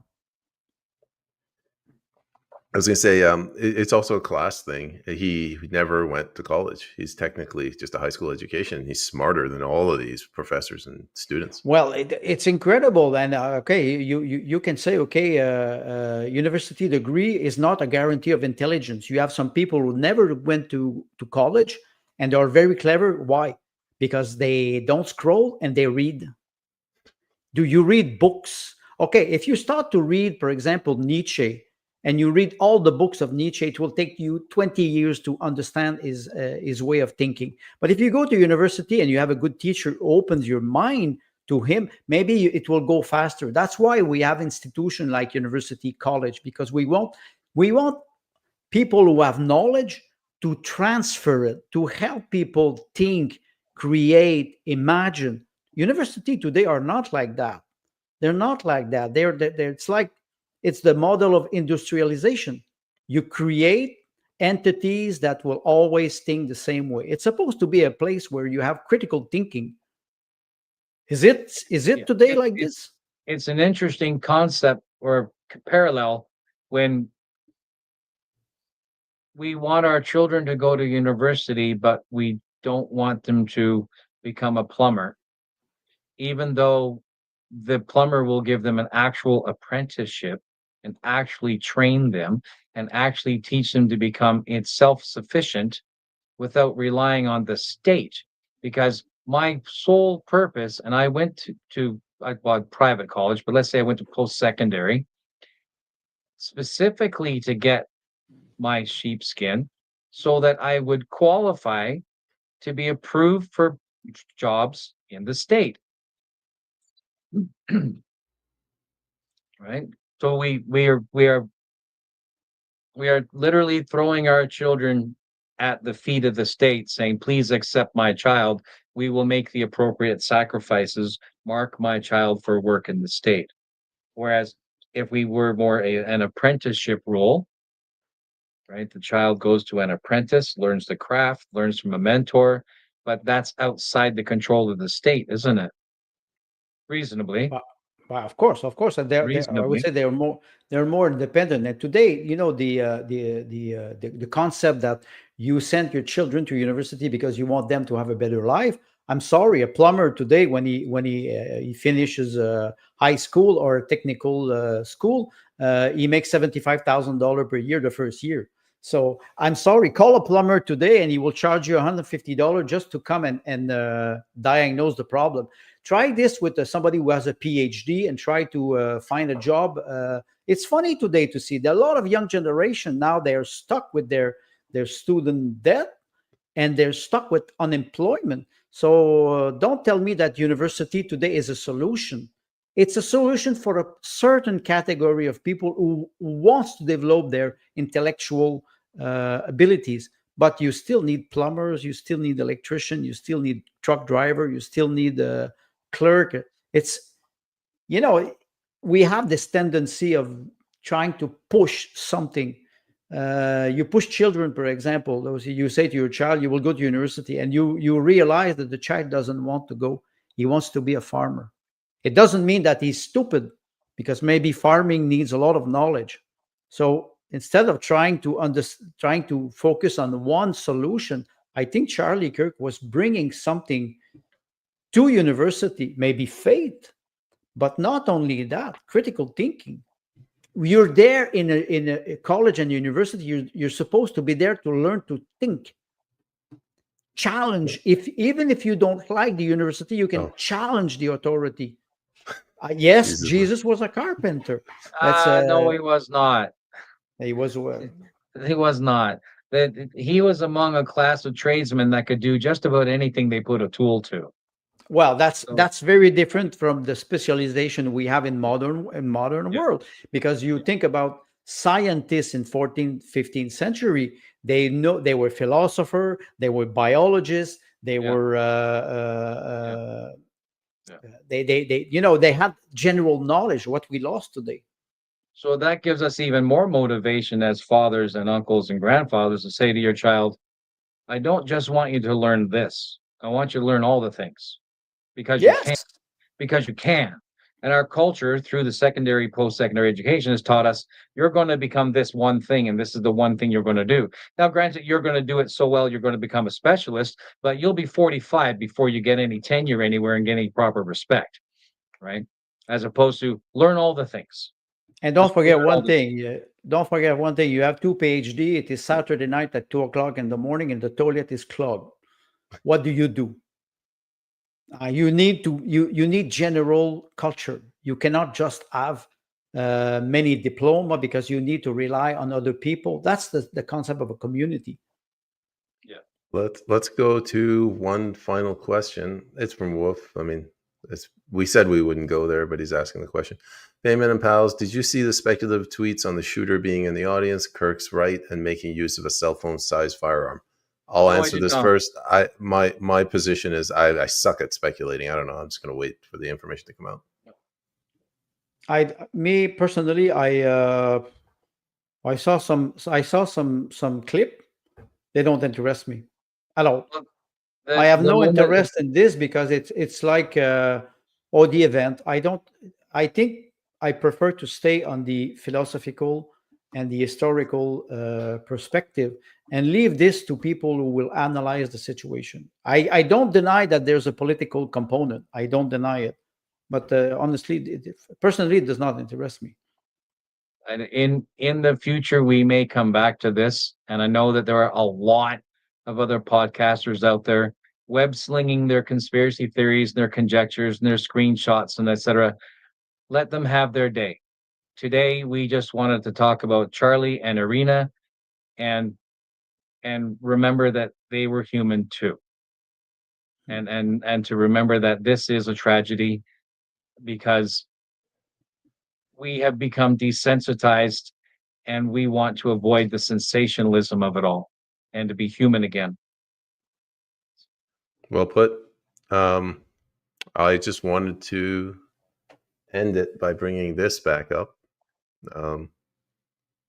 Charlie, like, he was really a good human being. Like, we realize now what he did, the contribution he's provided to all of our lives, and he was just a young man. What he did was revolutionary, but like, he was a good man. Like, he didn't, he might have disagreed, he might have embarrassed a couple of people, but he didn't swear at them, he didn't spit at them, he didn't punch them, he didn't go to their homes and slash their tires. This is not a crazy person. This is a good salt of the earth human being. Charlie Kirk was 31. Martin Luther King Jr. was 39. And Iryna Zarutska was 22. Wow. My God. Mm-hmm. What have we done? We're going to fix this. Or die trying. Probably die trying. We're going to fix this. Says the King of Canada. Not yet. Yeah. Baby steps. I'm hoping one day to go to your coronation and long live the king. You know what's funny is, if such a thing were to happen, I'd probably, like, just for fun, sell everybody about 12 feet of rope. Say, if you can tie a knot, you can show up. Well, yes. Okay. Well, it was a good episode. We got a lot of good content out from the three co-hosts, but also from the audience. So big thank you to the audience. Thank you for joining us. And I guess our hearts and prayers to the wife and two children of Mr. Charlie Kirk, and obviously the parents and the family of Miss Iryna. What was her last name? Zarutska. Thank you very much, and we'll see you guys next week. Thank you. Good night.